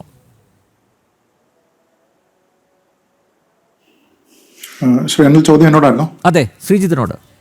ഓക്കെ, തീർച്ചയായിട്ടും. കാരണം ഇവിടെ ഞാനിവിടെ ജോയിൻ ചെയ്യുമ്പോൾ ശ്രീ സലാം ആ വിഷയത്തിനെ കുറിച്ച് സംസാരിക്കുകയാണ്. അപ്പോൾ അതിനകത്ത് അദ്ദേഹം ഈ 1013 വ്യവസ്ഥ എന്താണ് എന്നതിനെക്കുറിച്ച് വളരെ ഡീറ്റെയിൽഡ് ആയിട്ട് തന്നെ അദ്ദേഹം അതിൽ പ്രതിപാദിച്ചു പോയി. അപ്പോൾ എനിക്ക് വലിയ അതിശയം തോന്നുന്നത് സിൻഡിക്കേറ്റ് മെമ്പർമാരായിരിക്കുന്ന ആൾക്കാരെ സംബന്ധിച്ചിടത്തോളം എങ്ങനെയാണ് സിൻഡിക്കേറ്റ് പ്രവർത്തിക്കേണ്ടത് എന്നോ സിൻഡിക്കേറ്റിന്റെ അവകാശാധികാരങ്ങൾ എന്തൊക്കെയാണ് എന്നോ അത് ഏത് സമയത്താണ് അവർക്കുള്ളത് എന്നതിനെക്കുറിച്ചോ ഇവർക്ക് യാതൊരു വിധത്തിലുള്ള ധാരണയുമില്ല എന്നുള്ളതാണ്. അപ്പൊ ഇവിടെ പലപ്പോഴും പലതരത്തിലുള്ള കോൺസ്റ്റിറ്റ്യൂഷണൽ പൊസിഷൻസിനെ വരെ അബോളിഷ് ചെയ്യണം എന്നാവശ്യപ്പെടുന്ന ആൾക്കാരുണ്ട്. ഗവർണറുടെ ഉത്തരവാദിത്തങ്ങൾ എന്തൊക്കെയാണ് എന്നതിനെപ്പറ്റി നമ്മുടെ പാഠ്യഭാഗമായിട്ട് തന്നെ ചേർക്കുന്നു എന്ന് പറയുന്ന വിദ്യാഭ്യാസ മന്ത്രിയുണ്ട്. അപ്പൊ അവർക്ക് അവനവന് താല്പര്യമില്ലാത്ത അല്ലെങ്കിൽ നമ്മുടെ പാർട്ടിക്ക് താല്പര്യമില്ലാത്ത പദവികൾ ഏതൊക്കെയാണോ ആ പദവികളെല്ലാം തന്നെ അമിതാധികാര പ്രവണതയാണ് പ്രദർശിപ്പിക്കുന്നത് എന്നും അതൊന്നും തന്നെ ഇവിടെ ഉണ്ടാകേണ്ടതല്ല എന്നും അത് നമ്മുടെ വിദ്യാർത്ഥികൾ പഠിക്കട്ടെ എന്നുമൊക്കെ പറയുന്ന ഒരു ഭരണ സംവിധാനം ഒരു ഭാഗത്ത് നിൽക്കുമ്പോഴാണ് അവരുടെ ആനുകൂല്യത്തിൽ അല്ലെങ്കിൽ ആ രാഷ്ട്രീയമായിട്ടുള്ള താല്പര്യത്തിന്റെ അടിസ്ഥാനത്തിൽ ഇങ്ങനെ സിൻഡിക്കേറ്റിലൊക്കെ വരുന്ന ആൾക്കാർക്ക് അവരുടെ ഉത്തരവാദിത്വം എന്താണ് എന്നതിനെ കുറിച്ച് അറിയാത്തത്. അപ്പോൾ പാഠ്യഭാഗമായിട്ട് ഗവർണറുടെ പദവി എന്താണ് എന്ന് പറഞ്ഞ് പിള്ളേരെ പഠിപ്പിക്കുന്നതിന് മുമ്പ് അതെന്താണ് എന്നൊരു വെള്ളക്കടലാസിൽ എഴുതി ചുരുങ്ങിയത് ഈ സിൻഡിക്കേറ്റ് അംഗങ്ങൾക്ക് കൊടുക്കുകയാണ് നമ്മുടെ സംസ്ഥാന സർക്കാർ പ്രാഥമികമായിട്ട് ചെയ്യേണ്ടത്. നോക്കുക, ഇവിടെ നടക്കുന്നത് ഇപ്പോൾ ഒരു കോമഡി ഓഫ് എറേഴ്സ് എന്ന് പറയാവുന്ന കാര്യങ്ങളാണ്. കാരണം ഇപ്പോൾ 2 രജിസ്ട്രാർമാർ പ്രവർത്തിക്കുന്നു, രണ്ടുപേരും ഞങ്ങൾക്ക് സ്വാതന്ത്ര്യമുണ്ട് എന്ന് അവകാശപ്പെടുന്നു. വി സിയുടെ ചുമതല താൽക്കാലികമായിട്ട് ഒരാൾക്ക് കൊടുക്കുന്ന ഒരു സമയം ഉണ്ടാകുന്നു. വി സി അവിടെ തന്നെ ഉണ്ട് താനും. തന്റെ സ്വന്തം താല്പര്യപ്രകാരം താൻ ആർക്കും റിപ്പോർട്ട് ചെയ്യേണ്ടതില്ല, താൻ എന്തോ ഒരു സ്വയം അധികാര സമിതിയാണ് എന്ന രീതിയിൽ പ്രവർത്തിക്കുന്ന ഒരു രജിസ്ട്രാർ, ആ രജിസ്ട്രാറുടെ താളത്തിനൊത്ത് തുള്ളുന്ന ഒരു ഭരണ സംവിധാനം, അദ്ദേഹത്തിന്റെ താളത്തിനൊത്ത് പ്രവർത്തിക്കുന്ന ഒരു സിൻഡിക്കേറ്റ്, ഇങ്ങനെ തങ്ങളുടെ അവകാശങ്ങൾ ഏതൊക്കെയാണ്, തങ്ങളുടെ ബൗണ്ടറികൾ ഏതൊക്കെയാണ് എന്നതിനെക്കുറിച്ച് യാതൊരു വിധത്തിലുള്ള ധാരണയുമില്ലാത്ത കുറേയധികം ആൾക്കാരും ആ ധാരണയുള്ള കുറച്ചധികം ആൾക്കാരും ഒക്കെ കൂടെ ചേർന്നുകൊണ്ട് ഒരു കോമഡി ഓഫ് എറേഴ്സ് എന്ന് പറയുന്ന ഒരു സംഭവമാണ് ഇപ്പോൾ കേരള സർവകലാശാലയിൽ നടക്കുന്നത് എന്ന കാര്യത്തിൽ തർക്കമില്ല. അപ്പൊ ഇതിൽ ആത്യന്തികമായിട്ട് തീരുമാനം എടുക്കേണ്ടതാരാണ്? നിശ്ചയമായിട്ടും ആ കാര്യത്തിൽ തീരുമാനമെടുക്കേണ്ടത് ചാൻസലർ കൂടിയായിട്ടുള്ള ഗവർണറാണ്. അപ്പൊ ഗവർണറുടേതായിട്ടുള്ള തീരുമാനങ്ങൾ എന്താണ് എന്നതിനെ കുറിച്ച് ഇതിൽ എല്ലാവർക്കും അറിയാം. എന്നിട്ട് പോലും അവിടെ ഒരു വിലക്കുണ്ടെങ്കിൽ, അവിടെ പ്രവേശന വിലക്കുണ്ടെങ്കിൽ ആ പ്രവേശന വിലക്കിനെ മറികടന്നുകൊണ്ട് അവിടെയുള്ള പഴയ രജിസ്ട്രാർ അല്ലെങ്കിൽ സസ്പെൻഷനിലായ രജിസ്ട്രാർ സർവകലാശാലയിൽ എത്തുന്നു. അദ്ദേഹം മാധ്യമങ്ങളോട് തന്നെ പറയുന്നത് നിയമം നിയമത്തിന്റെ വഴിക്ക് പോകട്ടെ എന്നാണ്. കോടതി വിധിയുടെ അടിസ്ഥാനത്തിലാണ് താൻ മുന്നോട്ട് പോകുന്നത് എന്ന് പറയുന്നു. ഇത് കേട്ട് കഴിഞ്ഞാൽ തോന്നുന്നത് അദ്ദേഹത്തിന് അനുകൂലമായിട്ടുള്ള ഒരു കോടതി വിധി ഇവിടെ സമ്പാദിക്കാനായിട്ട് അദ്ദേഹത്തിന് കഴിഞ്ഞു എന്നാണ് തോന്നിപ്പോവുക. പക്ഷെ അങ്ങനെ ഉണ്ടായിട്ടുണ്ടോ? അങ്ങനെ ഉണ്ടായിട്ടില്ല. കോടതി ഈ കേസ് പരിഗണിക്കുകയാണ്. അപ്പോൾ എവിടേക്ക് നമ്മൾ തിരിച്ചു പോകും? നമ്മുടെ സെനറ്റ് ഹാൾ ഉപയോഗിച്ചിരിക്കുന്നതുമായി ബന്ധപ്പെട്ട് പോകും. ആ ചടങ്ങ് മതപരമായിട്ടുള്ള ചടങ്ങാണോ അല്ലയോ എന്നുള്ളതിനെ പറ്റി ചിന്തിക്കേണ്ടി വരും.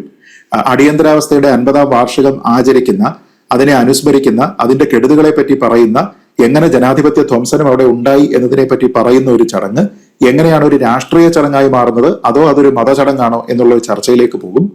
അങ്ങനെയാണ് എങ്കിൽ അവിടെ മതവിഭാഗത്തിനെ പ്രതിനിധീകരിക്കുന്നതാണ് ഭാരതാംബ എങ്കിൽ അത് ഏത് മതമാണ് എന്നുള്ള ഒരു ചോദ്യം അവിടെ കോടതി ചോദിച്ചിരുന്നത് നമുക്കറിയാം. അപ്പൊ ഇതിനൊന്നും തന്നെ കൃത്യമായിട്ടുള്ള മറുപടി അവിടെ രജിസ്ട്രാർക്ക് ഉണ്ടായിരുന്നില്ല എന്നതിനെ കുറിച്ച് നമ്മൾ വ്യക്തമായിട്ട് കണ്ടതാണ്. അപ്പൊ അങ്ങനെയുള്ള ഒരു സാഹചര്യത്തിൽ കോടതി തീരുമാനം കൽപ്പിക്കേണ്ടുന്ന കുറേയധികം വിഷയങ്ങൾ അവിടെ ഉണ്ടായിരുന്നപ്പോ താൽക്കാലികമായിട്ട് സിൻഡിക്കേറ്റ് സ്വയം തീരുമാനിച്ച് നിർണയിച്ച് അവരവിടെ കൂടുകയും അവർക്ക് ഇല്ലാത്ത ഒരു അധികാരത്തിനെ അവരവിടെ പ്രയോഗിക്കുകയും ചെയ്തതിനു ശേഷം രജിസ്ട്രാറെ റീഇൻസ്റ്റേറ്റ് ചെയ്യുന്നു. അങ്ങനെ റീഇൻസ്റ്റേറ്റ് ചെയ്യപ്പെടുമ്പോൾ താൻ ഇതാ വീണ്ടും സിംഹാസനത്തിലേക്ക് അവരോധിതനായിരിക്കുന്നു എന്ന് സ്വയം പ്രഖ്യാപിച്ചുകൊണ്ട് താൻ കൊടുക്കുന്ന പരാതി അദ്ദേഹം പോയി കോടതിയിൽ നിന്ന് പിൻവലിക്കുകയാണ്. അതല്ലാതെ കോടതി ശരി താങ്കൾ ആ കസേരയിൽ പോയി ഇരുന്നോളൂ എന്ന് പറഞ്ഞ് അദ്ദേഹത്തിന് അനുകൂലമായിട്ടൊരു വിധി കൊടുക്കുകയല്ല. അപ്പൊ കോടതി പറയട്ടെ ഈ കാര്യങ്ങളിൽ കോടതി വിധിയുടെ അടിസ്ഥാനത്തിലാണ് താൻ മുന്നോട്ട് പോകുന്നത് എന്ന് അദ്ദേഹം സ്വയം ക്ലെയിം ചെയ്യുമ്പോൾ കോടതി ഇത് തീർപ്പ് കൽപ്പിക്കുക എന്ന് പറഞ്ഞാൽ ഒരാളെ പെറ്റീഷൻ പിൻവലിക്കാനായിട്ട് വരുന്ന സമയത്ത് കോടതി ഇതിനെ ഡിസ്പോസ് ചെയ്യുകയാണ്. അല്ലാതെ ഇദ്ദേഹത്തിന് അനുകൂലമായിട്ടുള്ള ഒരു നയം, ഒരു നിലപാട് തീരുമാനിച്ച് അവിടെ കൊടുക്കുകയല്ല ചെയ്യുന്നത്. അപ്പൊ അതായത് അധികാരമില്ലാത്ത ഒരു ബോഡി അധികാരമില്ലാത്ത സമയത്തെടുത്തിരിക്കുന്ന നിയമവിരുദ്ധമായിട്ടുള്ള ഒരു നടപടിയുടെ അടിസ്ഥാനത്തിൽ താൻ തന്നെയാണ് ആ കസേരയിൽ ഇരിക്കേണ്ടത് എന്ന് ഒരാൾ സ്വയം നടിച്ച് അയാൾക്ക് വിലക്കുള്ള സ്ഥലത്തേക്ക് അയാൾ പോവുകയും അയാളെ വിലക്കാനായി ചുമതലപ്പെടുത്തിയിരിക്കുന്ന അവിടുത്തെ ഉദ്യോഗസ്ഥർ അത് ചെയ്യാതിരിക്കുകയും ചെയ്തതിനു ശേഷം അദ്ദേഹം അവിടെ ചെന്നിട്ട് നോക്കൂ, ഇത് ജനാധിപത്യപരമായിട്ടുള്ള കാര്യമാണ്, ഭരണഘടനാ വിധേയമാണ്, കോടതിയെ ഞാൻ മാനിക്കും എന്നൊക്കെയാണ് പറയുന്നത്. നമ്മളിവിടെ ആലോചിച്ച് നോക്കേണ്ടത് അദ്ദേഹം ഇപ്പോൾ സസ്പെൻഷനിലാണോ? ആണ്. അദ്ദേഹം ഇപ്പോൾ അവധിക്ക് അപേക്ഷ കൊടുത്തിരിക്കുന്ന ആർക്കാ? ഏത് അതോറിറ്റിക്കാണ് അദ്ദേഹം അപേക്ഷ കൊടുത്തിരിക്കുന്നത്? എന്ന് വെച്ചാൽ അദ്ദേഹത്തിനേക്കാൾ സുപ്പീരിയർ ആയിട്ടുള്ള ഒരു അതോറിറ്റിക്ക് ആയിരിക്കുമല്ലോ അദ്ദേഹം അവധിക്ക് അപേക്ഷ കൊടുക്കുക. ആ അതോറിറ്റി തന്നെ പറയുന്നത് നോക്കൂ, ഇദ്ദേഹം സസ്പെൻഷനിലാണ്, സസ്പെൻഷനിലുള്ള ഒരാൾ അവധിക്ക് അപേക്ഷ കൊടുക്കേണ്ടതില്ല, കാരണം ആ സസ്പെൻഷൻ കാലയളവിൽ വരെ അദ്ദേഹം അതിന്റെ ചട്ടങ്ങൾ അനുസരിച്ച് പ്രവർത്തിക്കുന്ന ആളാണ്. അല്ലാതെ അദ്ദേഹം ആ സമയത്ത് പ്രത്യേകിച്ച് അവിടെ ഒരു അവധിക്കുള്ള അപേക്ഷ കൊടുക്കുകയൊന്നും വേണ്ട. അപ്പൊ ഇവിടെ തന്റെ പദവി എന്താണ് എന്നതിനെക്കുറിച്ച്, തന്റെ ഉത്തരവാദിത്തങ്ങൾ എന്താണ് എന്നതിനെക്കുറിച്ച്, താനിപ്പോ ചുരുങ്ങിയത് എവിടെയാണ് ഇരിക്കുന്നത് എന്നതിനെക്കുറിച്ച് രജിസ്ട്രാർക്ക് ഒരു ബോധവും ഇല്ലാത്ത രീതിയിലാണ് ഇപ്പൊ പ്രവർത്തിച്ചുകൊണ്ടിരിക്കുന്നത്. അപ്പൊ ഈ രീതിയിലത്തേക്ക് പ്രവർത്തിക്കാനായിട്ട് ഇത് കേവലം ഒരു രജിസ്ട്രാറിന്റെ വിഷയമാണോ, ഒരു വ്യക്തിയുടെ വിഷയമാണോ? ഞാനിതിൽ ആ വ്യക്തിയുടെ പേര് പോലും പരാമർശിക്കാതിരിക്കുന്നതിന്റെ കാരണം ഇത് ആ ഒരു വ്യക്തിയുമായി ബന്ധപ്പെട്ട വിഷയമേ അല്ല എന്നതുകൊണ്ടാണ്. ഇത് പൂർണ്ണമായും രാഷ്ട്രീയമായിട്ടുള്ള ഒരു കളിയാണ്. നമ്മളല്ല എങ്കിൽ കോമൺ സെൻസ് ഉള്ള ഏതെങ്കിലും ഒരാൾ ചിന്തിക്കുന്നുണ്ടോ? അവിടെ സെനറ്റ് ഹാൾ ഒരു പരിപാടിക്ക് വേണ്ടിയിട്ട് വാടകയ്ക്ക് കൊടുക്കുന്നു. ഏതാണ്ട് 60,000 65,000 രൂപയാണ് അതിന് വാടക. ചട്ടപ്രകാരമാണ് അത് കൊടുക്കുന്നത്. മതപരമായിട്ടുള്ള ചടങ്ങല്ല എന്ന് കൃത്യമായ ബോധ്യമുണ്ട്. അങ്ങനെ കൊടുത്തിരിക്കുന്ന ഒരു ചടങ്ങിൽ ചാൻസലർ കൂടിയായിട്ടുള്ള ഗവർണറാണ് പങ്കെടുക്കുന്നത് എന്ന് കണ്ടുകൊണ്ട് അവസാന നിമിഷം ഏകപക്ഷീയമായി ഒരു രജിസ്ട്രാർ തീരുമാനമെടുത്തതിന് ശേഷം ആ പരിപാടി റദ്ദ് ചെയ്യും എന്ന് നമ്മൾ കരുതുന്നുണ്ടോ? എങ്കിൽ അതിന് മുമ്പ് നടന്നിരിക്കുന്ന പല സംഭവങ്ങളുമായി ചേർത്തതിനെ വായിക്കണം. അപ്പോഴാണ് മന്ത്രി പി പ്രസാദിന്റെ അഭിപ്രായം വരുന്നത്, മന്ത്രി വി ശിവൻകുട്ടിയുടെ ബോയ്ക്കോട്ട് വരുന്നത്. ഈ കാര്യങ്ങളുടെ അടിസ്ഥാനത്തിൽ ഏത് രാഷ്ട്രീയ താല്പര്യമാണോ രജിസ്ട്രാറായിട്ടുള്ള വ്യക്തിക്കുള്ളത്, അതിന് ചേർന്ന് നിൽക്കുന്ന ആൾക്കാർ ഭരണത്തിൽ എന്താണോ കാണിക്കുന്നത് അതിനെ തന്നെ മിമിക് ചെയ്യുന്നതിന് വേണ്ടിയിട്ടുള്ള ഒരു ശ്രമം, ഒരുപക്ഷെ അവരുടെ അനുഗ്രഹ ആശീർവാദങ്ങളോടുകൂടി നടപ്പാക്കാനായിട്ടുള്ള ഒരു ശ്രമമായിരുന്നു അവിടെ നടന്നത്. അതല്ല എങ്കിൽ അവസാന നിമിഷം ഒരു ഇമെയിൽ അയക്കുക, അനുമതി നൽകിയിരുന്ന പരിപാടിക്ക് അനുമതി ഇല്ല എന്ന് പ്രഖ്യാപിക്കുക, ഈ രീതിയിലത്തേക്കുള്ള ഒരു സർക്കസ് കാണിക്കാനായിട്ട് ഒരു രജിസ്ട്രാർ അവിടെ ചുമതലപ്പെടുമായിരുന്നില്ല, അല്ലെങ്കിൽ ചെയ്യുമായിരുന്നില്ല. അപ്പോൾ അവിടെ അദ്ദേഹത്തിന്റെ അധികാര പരിധി എവിടെ തുടങ്ങുന്നു, എവിടെ തീരുന്നു, എന്തൊക്കെ കാര്യങ്ങളിൽ അദ്ദേഹത്തിന് ഇടപെടാനുള്ള അധികാരമുണ്ടില്ല, അദ്ദേഹത്തിന്റെ സുപ്പീരിയർ അതോറിറ്റി ആരാണ് അല്ല, അദ്ദേഹത്തിനെ സസ്പെൻഡ് ചെയ്യേണ്ടതും അത് റീഇൻസ്റ്റേറ്റ് ചെയ്യേണ്ടതും ആരാണ്, കോടതിയുടെ തീരുമാനം എന്തായിരുന്നു, ഈ കാര്യത്തിനെ പറ്റി ഒരു ബോധവും ഇല്ലാത്ത ഒരാൾ ഇരിക്കുന്നുണ്ടെങ്കിൽ രജിസ്ട്രാർ കസേരയിൽ ഈ സസ്പെൻഷന് ശേഷവും ഇരിക്കാൻ അദ്ദേഹം യോഗ്യനല്ല എന്നാണ് ഞാൻ മനസ്സിലാക്കുന്നത്. കാരണം കുറേയധികം ഉത്തരവാദിത്വവും ചുമതലാ ബോധവും ഒക്കെ ഉള്ള ആൾക്കാരാണ് അവിടെ ഇരിക്കേണ്ടത്.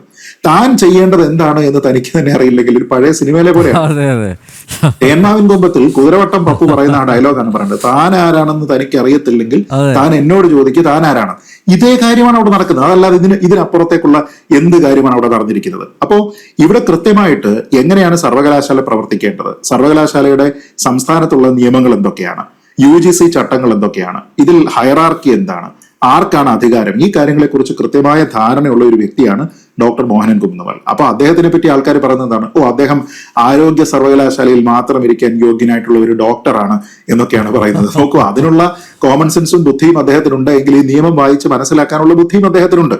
അങ്ങനെയുള്ള ഒരാളിന്റെ തീരുമാനം, അതേപോലെ തന്നെ ഈക്വലി ക്വാളിഫൈഡ് ആയിട്ടുള്ള മറ്റൊരാളിനെ താൽക്കാലികമായിട്ട് ആ ചുമതലയിലേക്ക് വെക്കുമ്പോൾ അവരുടെ തീരുമാനം, ഇവിടുത്തെ ഗവർണറുടെ തീരുമാനം, ഈ കാര്യത്തിനെ എല്ലാം മറികടക്കാനുള്ള എന്തോ ഒരു സൂപ്പർമാൻ ശക്തി തനിക്കുണ്ട് എന്നൊരു രജിസ്ട്രാർ ചിന്തിച്ചിട്ടുണ്ടെങ്കിൽ അതിനുള്ള അധികാരം, ഈ പറയുന്ന സസ്പെൻഷൻ റിവോക്ക് ചെയ്യാനുള്ള ഒരു അധികാരം തങ്ങൾക്കുണ്ട് എന്ന് സിൻഡിക്കേറ്റ് ചിന്തിച്ചിട്ടുണ്ടെങ്കിൽ അതിവിടെ കാണിക്കുന്നത് അനാവശ്യമായിട്ടുള്ള ചുവപ്പുവൽക്കരണത്തിനെയാണ്. നമ്മൾ എല്ലായ്പ്പോഴും ഈ കാവ്യവൽക്കരണം എന്ന് പറഞ്ഞ് കേൾക്കാറുണ്ട്. പക്ഷെ ഇവിടെ നടക്കുന്നത് ഇല്ലാത്ത അധികാരം പ്രയോഗിക്കുന്നതിന്റെ പേരിൽ, ഒരു സംവിധാനത്തിനെ തകിടം മറിക്കുന്നതിന്റെ പേരിൽ നടത്തുന്ന കാവ്യവൽക്കരണമാണ്. അങ്ങനെയുള്ള ചുവപ്പുവൽക്കരണമാണ്.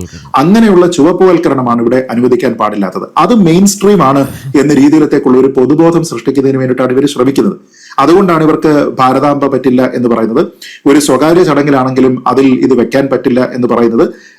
വൈസ് ചാൻസലറെ അദ്ദേഹം പ്രവർത്തിക്കേണ്ടത് എവിടെയാണോ ആ സ്ഥാപനത്തിലേക്ക് കയറ്റില്ല എന്ന് പറഞ്ഞ് കുട്ടി കോമാളി സഖാക്കൾ പറയുന്നത് പോലും അതിന്റെ അടിസ്ഥാനത്തിലാണ്. വൈസ് ചാൻസലർക്കാണോ നിങ്ങൾക്കാണോ അവിടെ പ്രവേശന അനുമതി ഉള്ളത് എന്നതിനെ കുറിച്ച് അവർക്കറിയില്ല. അപ്പൊ ഇവിടുത്തെ പ്രധാനപ്പെട്ട പ്രശ്നം, ഒരാൾക്കും ഇതിൽ ബഹളമുണ്ടാക്കുന്ന ഒരാൾക്കും അവരുടെ അവകാശം, അധികാരം, അതിന്റെ പരിധി എവിടെ തുടങ്ങുന്നു എവിടെ അവസാനിക്കുന്നു എന്നതിനെ കുറിച്ച് അറിയില്ല. നമ്മുടെ സർവകലാശാലകളെ, അതിന്റെ ഫംഗ്ഷനിങ്ങിനെ, VC അപ്പോയിന്റ്മെന്റ് ഉൾപ്പെടെ VCയുടെ സെലക്ഷൻ പാനൽ ഫോർമേഷൻ ഉൾപ്പെടെ എല്ലാ കാര്യങ്ങളിലും അമിത രാഷ്ട്രീയത്തിനെ കലർത്തിക്കൊണ്ട് അതിനെ ഹൈജാക്ക് ചെയ്യുന്നതിന് വേണ്ടിയിട്ടുള്ള ഒരു പ്രവണത ദീർഘകാലമായിട്ട് ഇവിടെ നടന്നുകൊണ്ടിരിക്കുകയാണ്. ഒറ്റ പോയിന്റ് ഓഫ് റെസിസ്റ്റൻസ് മാത്രമേ ഈ കാര്യത്തിൽ ഉണ്ടാകുന്നുള്ളൂ. അത് ചാൻസലർ കൂടിയായിട്ടുള്ള ഗവർണറുടെ ഭാഗത്തു നിന്നാണ്. അതുകൊണ്ട് തന്നെയാണ് ചാൻസലർ പദവി അബോളിഷ് ചെയ്യുന്നതിനും ഗവർണർ പദവി അബോളിഷ് ചെയ്യുന്നതിനും അങ്ങനെ എല്ലാത്തിലും സർവാധികാരവും തങ്ങളുടെ കയ്യിലേക്ക് തന്നെ വന്നു ചേരണം എന്നുള്ള ഒരു അടിസ്ഥാനത്തിലാണ് ഈ പരിപാടികൾ മുഴുവൻ ഇവിടെ നടന്നുകൊണ്ടിരിക്കുന്നത്. അതല്ലാതെ ഇവർക്ക് ഭാരതാംബയുടെ ചിത്രം വെച്ചതുകൊണ്ടുള്ള പ്രശ്നമല്ല. അവിടെ നടക്കുന്നത് മതചടങ്ങാണോ രാഷ്ട്രീയ ചടങ്ങാണോ എന്നതിനെ കുറിച്ചുള്ള തിരിച്ചറിവില്ലായ്മ കൊണ്ടല്ല, മറിച്ച് കൃത്യമായ ധാരണയോടുകൂടി ഒരു പെർസ്പെക്റ്റീവ് ഉണ്ടാക്കുന്നതിന് വേണ്ടിയിട്ടാണ്, ഒപ്റ്റിക്സിന് വേണ്ടിയിട്ടുള്ള സമരമാണ്. അതായത് നോക്കൂ, ഇവിടെ സംഖ്യവൽക്കരണം നടക്കുന്നു, ഇവിടെ കാവ്യവൽക്കരണം നടക്കുന്നു, അതിനെ റെസിസ്റ്റ് ചെയ്യുന്നതിന് വേണ്ടിയിട്ട് വന്നിരിക്കുന്ന രജിസ്ട്രാറിനെ ഇവിടെ ബലിയാടാക്കുകയാണ് എന്ന് പറഞ്ഞിട്ടുള്ള ഒരു പാരലൽ നറേറ്റീവ് സൃഷ്ടിക്കലാണ്. അതിലേക്ക് വീഴാൻ നമ്മുടെ കേരളീയ പൊതുസമൂഹം തയ്യാറാകും എന്ന് ഞാൻ കരുതുന്നില്ല. കാരണം നിയമം എന്താണ് എന്ന് മനസ്സിലാക്കി കഴിഞ്ഞാൽ നമുക്ക് ഈ ഒരാളിന്റെ അധികാര പരിധി എവിടെ തുടങ്ങുന്നു എവിടെ അവസാനിക്കുന്നു, എങ്ങനെയാണ് ഈ സംഗതികളൊക്കെ തന്നെ പ്രവർത്തിക്കേണ്ടത് എന്നതിനെ കുറിച്ച് കൃത്യമായ ധാരണയുണ്ടാകും. അതല്ലായിരുന്നുവെങ്കിൽ വളരെ ലളിതമായിട്ടുള്ള ഒരു ചോദ്യമാണ്, എന്തിനാണ് ഈ പരാതി പിൻവലിക്കാനായിട്ട് രജിസ്ട്രാർ പോകുന്നത്? കോടതി അല്ലെങ്കിൽ തീർപ്പ് കൽപ്പിക്കട്ടെ എന്നല്ലേ തീരുമാനിക്കേണ്ടത്. ഇങ്ങനെ ഒരാളെ സസ്പെൻഡ് ചെയ്തിരിക്കുന്നു, സിൻഡിക്കേറ്റ് അത് റിവോക്ക് ചെയ്തിരിക്കുന്നു, എന്നെ റീഇൻസ്റ്റേറ്റ് ചെയ്തിരിക്കുന്നു, ഞാനിപ്പോ എവിടെയാണ് നിൽക്കുന്നത്? മറ്റേ സലീം കുമാർ പറയുന്ന പോലെ ആരാണ് ഞാൻ? ഈ ചോദ്യത്തിന്റെ ഉത്തരം പറയേണ്ടത് ആരായിരുന്നു? കോടതിയാണ്. എങ്കിൽ പിന്നെ ആ പരാതി എന്തിനാണ് പിൻവലിക്കുന്നത്? ആ പരാതിയിൽ കോടതിയുടെ ഒരു സ്റ്റാമ്പോട് കൂടി ഞാൻ അവിടെ തിരികെ ജോലിയിൽ പ്രവേശിച്ച് കാണിച്ചു തരാം എന്ന് പറയണമായിരുന്നു. അതിനുള്ള ആർജവം ഇല്ലാതെ പോയതിന്റെ കാരണം അതൊരുപക്ഷെ പരിഗണിക്കുന്ന സമയത്ത് ഇവിടെ ഭാരതാംബ വിഷയത്തിലാണെങ്കിലും കർണാടക ഹൈക്കോടതി ആണെങ്കിലും മദ്രാസ് ഹൈക്കോടതി ആണെങ്കിലും ഒക്കെ പറഞ്ഞിരിക്കുന്ന കാര്യത്തിന്റെ അടിസ്ഥാനത്തിൽ അതൊരു ആരാധനാ സിംബൽ അല്ല എന്നും അതൊരു മതചിഹ്നമല്ല എന്നതിന്റെയും അടിസ്ഥാനത്തിൽ അദ്ദേഹത്തിന്റെ ആ ഒരു പെറ്റീഷൻ അവിടെ തള്ളിപ്പോകാനുള്ള സാധ്യത ഉണ്ടായിരുന്നു. അത് ഉണ്ടാകാതിരിക്കാനായിട്ട് ഫേസ് സേവ് ചെയ്യുന്നതിന് വേണ്ടിയിട്ട് മാത്രമാണ് ഈ സിൻഡിക്കേറ്റിന്റെ ഉഡായിപ്പ് തീരുമാനത്തിന്റെ പുറത്ത് ഈ പരാതി പിൻവലിക്കുന്നത്. അതല്ലെങ്കിൽ പിൻവലിക്കേണ്ടുന്ന സാഹചര്യം എന്താണ്? എന്നിട്ട് ഇപ്പൊ പുറത്ത് പോയി പാടി നടക്കുന്നതെല്ലാം കോടതി തനിക്ക് അനുകൂലമായിട്ടുള്ള ഒരു വിധി നൽകി എന്നതിന്റെ പേരിലല്ലേ? ആ രീതിയിലത്തേക്കുള്ള ഒരു ഇമേജ് അല്ലേ ഇവർ ഉണ്ടാക്കാനായിട്ട് നോക്കുന്നത്. അപ്പൊ അങ്ങനെയുള്ള ആൾക്കാരെ, കള്ളനാണയങ്ങളെ തിരിച്ചറിയാൻ നമ്മുടെ നാട്ടിലുള്ള ആൾക്കാർക്ക് കഴിയും എന്നാണ് ഞാൻ കരുതുന്നത്. റൂൾ ഓഫ് ലോ എന്താണോ അത് പ്രിവെയിൽ ചെയ്യപ്പെടട്ടെ.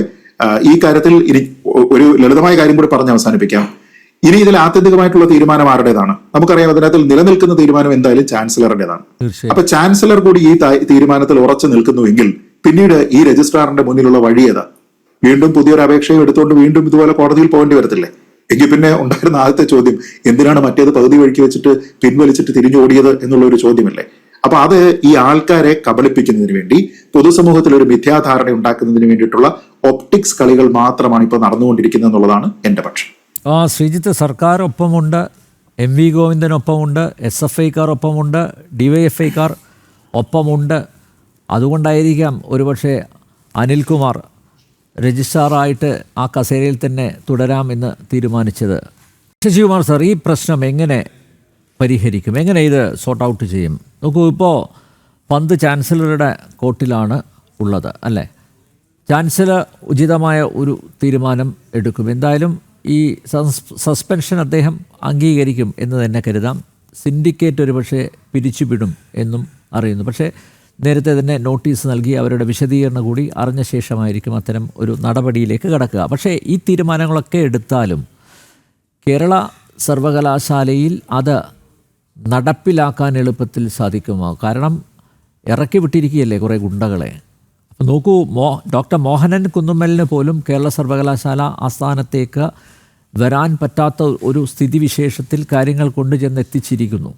ഇന്നിപ്പോൾ അതിൻ്റെ ഒരു സൂചനയാണ്. ഇനി എന്നാണ് മോഹനൻ കുന്നുമ്മൽ സർവകലാശാല ആസ്ഥാനത്ത് എത്തുന്നത്? അന്നൊരു പക്ഷേ വലിയ പ്രതിഷേധം, വലിയ സംഘർഷത്തിലേക്ക് കാര്യങ്ങൾ നീങ്ങിയേക്കാം. അപ്പോൾ തീരുമാനങ്ങൾ ഉണ്ടാവും, പക്ഷേ അത് നടപ്പിലാക്കാൻ സാധിക്കുമോ? അതിന് എന്താണ് ഒരു പരിഹാരം? ഇത് നമ്മുടെ ഈ സിൻഡിക്കേറ്റ് മെമ്പേഴ്സ് പണ്ടൊക്കെ ആ സിൻഡിക്കേറ്റ് മെമ്പേഴ്സായിട്ട് തിരഞ്ഞെടുക്കപ്പെട്ടവർ പോലും കുറച്ച് ഇൻറ്റഗ്രിറ്റി ഉള്ളവരായിരുന്നു. അത് CPM കാലത്ത് പോലും CPM വളരെ മിടുക്കന്മാരായിട്ടുള്ള ആൾക്കാരായിരുന്നു പണ്ട് സിൻഡിക്കേറ്റ് മെമ്പേഴ്സായിരുന്നു വെച്ചിരുന്നത്. ഇനി അടുത്ത കാലത്ത് കുറേ ഈ SFIയിലെയും DYFIയിലുള്ള കുറേ ഗുണ്ടാസിനെ 10-50 ക്രിമിനൽ കേസിൽ പ്രതികളായിട്ടുള്ളവരെയാണ് സിൻഡിക്കേറ്റ് മെമ്പേഴ്സായിട്ട് വെച്ചിരിക്കുന്നത്. അപ്പോൾ ഇവരുടെ ധാരണ സർവകലാശാല സിൻഡിക്കേറ്റ് മെമ്പർ എന്ന് പറഞ്ഞ ഒരു ക്യാബിനറ്റ് മിനിസ്റ്ററുടെ പവറാണെന്നാണ്. സിൻഡിക്കേറ്റ് ഇവിടെ സലാം സാർ പറഞ്ഞതുപോലെയാണ്, സിൻഡിക്കേറ്റ് മെമ്പർക്ക് അങ്ങനെ അധികാരമൊന്നുമില്ല. സിൻഡിക്കേറ്റ് കൂടുമ്പോഴുള്ള അധികാരമേ ഉള്ളൂ. പക്ഷേ കഴിഞ്ഞ കുറച്ച് നാളായി കേരള സർവകലാശാലയിൽ സിൻഡിക്കേറ്റ് അംഗങ്ങൾ മിനിസ്റ്റർമാരായിട്ട് പ്രവർത്തിക്കുന്നു. കാര്യം അങ്ങനെയുള്ള ആൾക്കാരെ വൈസ് ചാൻസലറോട് എന്തെങ്കിലും ചെന്ന് കാര്യം ചോദിച്ചാൽ അവർ പറയുന്നത് ആ സിൻഡിക്കേറ്റ് മെമ്പറുടെ അഭിപ്രായം ചോദിച്ചിട്ട് വരണം. അദ്ദേഹത്തിന് അഭിപ്രായമല്ല. കഴിഞ്ഞ ഒരു വൈസ് ചാൻസലർ ഇരിക്കുമ്പോൾ എൻ്റെ ഒരു സുഹൃത്ത് ജർമ്മനിയിൽ നിന്ന് അദ്ദേഹത്തിൻ്റെ മകളുമായിട്ട് കേരള സർവകലാശാലയിൽ പഠനത്തിന് വേണ്ടി വന്നു. അപ്പോൾ അതിൻ്റെ ഒരു എക്വലൈസേഷൻ സർട്ടിഫിക്കറ്റ്, അവിടെയുള്ള ഡിഗ്രിയുടെ ഇക്വലൻസിക്ക് വേണ്ടി വന്നപ്പോൾ അത് അർജൻറ്റായിട്ട് വേണമെന്ന് പറഞ്ഞപ്പോൾ അദ്ദേഹം പറഞ്ഞത് ഒരാളുടെ പേര് പറഞ്ഞു കൊടുത്തു. അദ്ദേഹത്തെ അർജൻറ്റായിട്ട് ഇന്ന് കാണുക, അദ്ദേഹത്തിൻ്റെ അനുമതി ഉണ്ടെങ്കിൽ തീർച്ചയായിട്ടും ഞാൻ ഇപ്പോൾ തന്നെ അംഗീകാരം തരാം. എന്നോട് ഇറങ്ങുമെന്ന് ചോദിച്ചു. ഒരാളുടെ പേര് ഞാൻ അന്വേഷിച്ചപ്പോൾ അദ്ദേഹം നമ്മുടെ അടുത്തുള്ള ജില്ലയിലെ ടാക്സി തൊഴിലാളി യൂണിയൻ്റെ പ്രസിഡൻ്റാണ്. അപ്പോൾ തന്നെ അദ്ദേഹം ജർമ്മനിയിലേക്ക് മോളെയും കൊണ്ടുപോയി. സർവകലാശാല എന്താണെന്ന് ഒറ്റ മിനിറ്റ് കൊണ്ട് ആ രക്ഷകർത്താവ് എൻ്റെ സുഹൃത്ത് മനസ്സിലാക്കി. ഈ ഒരു അവസ്ഥയ്ക്ക് ഈ അടുത്ത കാലത്ത് ഒരു മാറ്റം വന്നു. പ്രത്യേകിച്ച് പറയാതിരിക്കാനൊക്കില്ല. ഡോക്ടർ മോഹൻ കുന്നമ്മർ വന്നപ്പോൾ അദ്ദേഹം നിയമപ്രകാരം കാര്യങ്ങൾ കൈകാര്യം ചെയ്തു.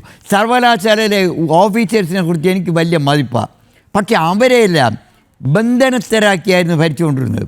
അതിനൊരു റിലീഫ് നമ്മുടെ മോഹൻ കുന്നുമ്മേൽ വന്നു കൊടുത്തു. അദ്ദേഹം ഈ ഓഫീസേഴ്സിനെയൊക്കെ വിളിച്ച് ഇവരെ ക്ലർക്കുന്ന ഒരു അവസരം ഉണ്ടായിരുന്നു. അതെല്ലാം തന്നെ മാറ്റി. അദ്ദേഹം പറയും, അങ്ങനെ ഓഫീസേഴ്സിനെ നിങ്ങൾ ഒന്ന് കാണുകയും വേണ്ട, നിങ്ങൾ അവരുമായിട്ട് നേരിട്ട് സംസാരിക്കേണ്ട, ആവശ്യമുണ്ടെങ്കിൽ കമ്മിറ്റിയിലും സംസാരിക്കുക. അപ്പോൾ ഒരു ചിട്ട വന്നപ്പോൾ മോഹൻ കുന്നുമ്മേനെ താർക്കുക എന്നുള്ളതാണ് ലക്ഷ്യം. അതിലൂടെ സർവകലാശാലയും താർക്കുക. അത് അംഗീകരിക്കാൻ പാടില്ല എന്നുള്ളതാണ് എൻ്റെ അഭിപ്രായം. കാരണം ഈ രജിസ്ട്രാർ എന്ന് പറയുന്നത് അത്തരത്തിലുള്ള ഒരു ഈ ടാക്സി തൊഴിലാളി യൂണിയൻ്റെ നിലവാരത്തിലുള്ള ഒരാളാണ്. ഒരു കോളേജിൽ നിന്ന് ഇവിടെ വന്നു രജിസ്ട്രാറാക്കിയെന്ന് മാത്രമേ ഉള്ളൂ. അദ്ദേഹം അല്ലെങ്കിൽ അല്പമെങ്കിലും ബോധമുള്ള ഒരാളാണെങ്കിൽ ഈ ഒരു സിൻഡിക്കേറ്റ് അംഗം പറയുന്നത് കേട്ടുകൊണ്ട് ഗവർണറുടെ പരിപാടിയെ തടയാൻ പോകുമോ? ആരെങ്കിലും തടയോ? അങ്ങനെയാണെങ്കിൽ വൈസ് ചാൻസലറുടെ പെർമിഷൻ വാങ്ങിക്കില്ലേ? അപ്പോൾ ഈ വിഡ്ഢിത്തരങ്ങൾ കാണിക്കുന്ന ഒരാൾ ആ സീറ്റിലേ ഇരിക്കാൻ പാടില്ല. അദ്ദേഹത്തിനെ സസ്പെൻഡ് ചെയ്യല്ല വേണ്ടത്, അടിയന്തരമായിട്ട് ഡിസ്മിസ് ചെയ്യാണ് വേണ്ടത്. എന്തായാലും ശരി, ഇനി ഇപ്പോൾ പ്രശ്നം പരിഹരിക്കപ്പെട്ടേ പറ്റുള്ളൂ. കഴിഞ്ഞ വർഷം തന്നെ 40% സീറ്റ് സ്റ്റേറ്റിൽ ഒഴിഞ്ഞടക്കുകയാണ് യൂണിവേഴ്സിറ്റിയിൽ. ഈ രീതി ഈ പ്രക്ഷോഭങ്ങളെ കണ്ടു കഴിഞ്ഞാൽ രക്ഷകർത്താക്കൾ കുട്ടികളെ സ്വാഭാവികമായും അന്യ സംസ്ഥാനങ്ങളിലോ വിദേശത്തേക്കോ അയക്കും. ഈ വർഷവും കൂടുതൽ സീറ്റുകൾ ഒഴിഞ്ഞടക്കാൻ സാധ്യത വരും. അതുകൊണ്ട് അടിയന്തരമായി ഇതിൻ്റെ പരിഹാരം ഉണ്ടാക്കണം. അത് ഇപ്പോൾ ഒരു വൈസ് ചാൻസലറുടെ നിയന്ത്രണത്തിനും കാര്യങ്ങൾ നിൽക്കുന്നില്ല. അപ്പോൾ വൈസ് ചാൻസലറും സിൻഡിക്കേറ്റുമായിട്ടുള്ള ഒരു കോൺഫ്ലിക്റ്റ് ഉണ്ട്. ഇതിൻ്റെ എല്ലാം സുപ്പീരിയർ എന്ന് പറഞ്ഞാൽ ചാൻസലറാണ്. ചാൻസലർ അടിയന്തരമായി ഇടപെടണം. ചാൻസലർ ഇടപെട്ട് അദ്ദേഹം ഒരു പ്രഖ്യാപനം നടത്തിയാൽ മതി.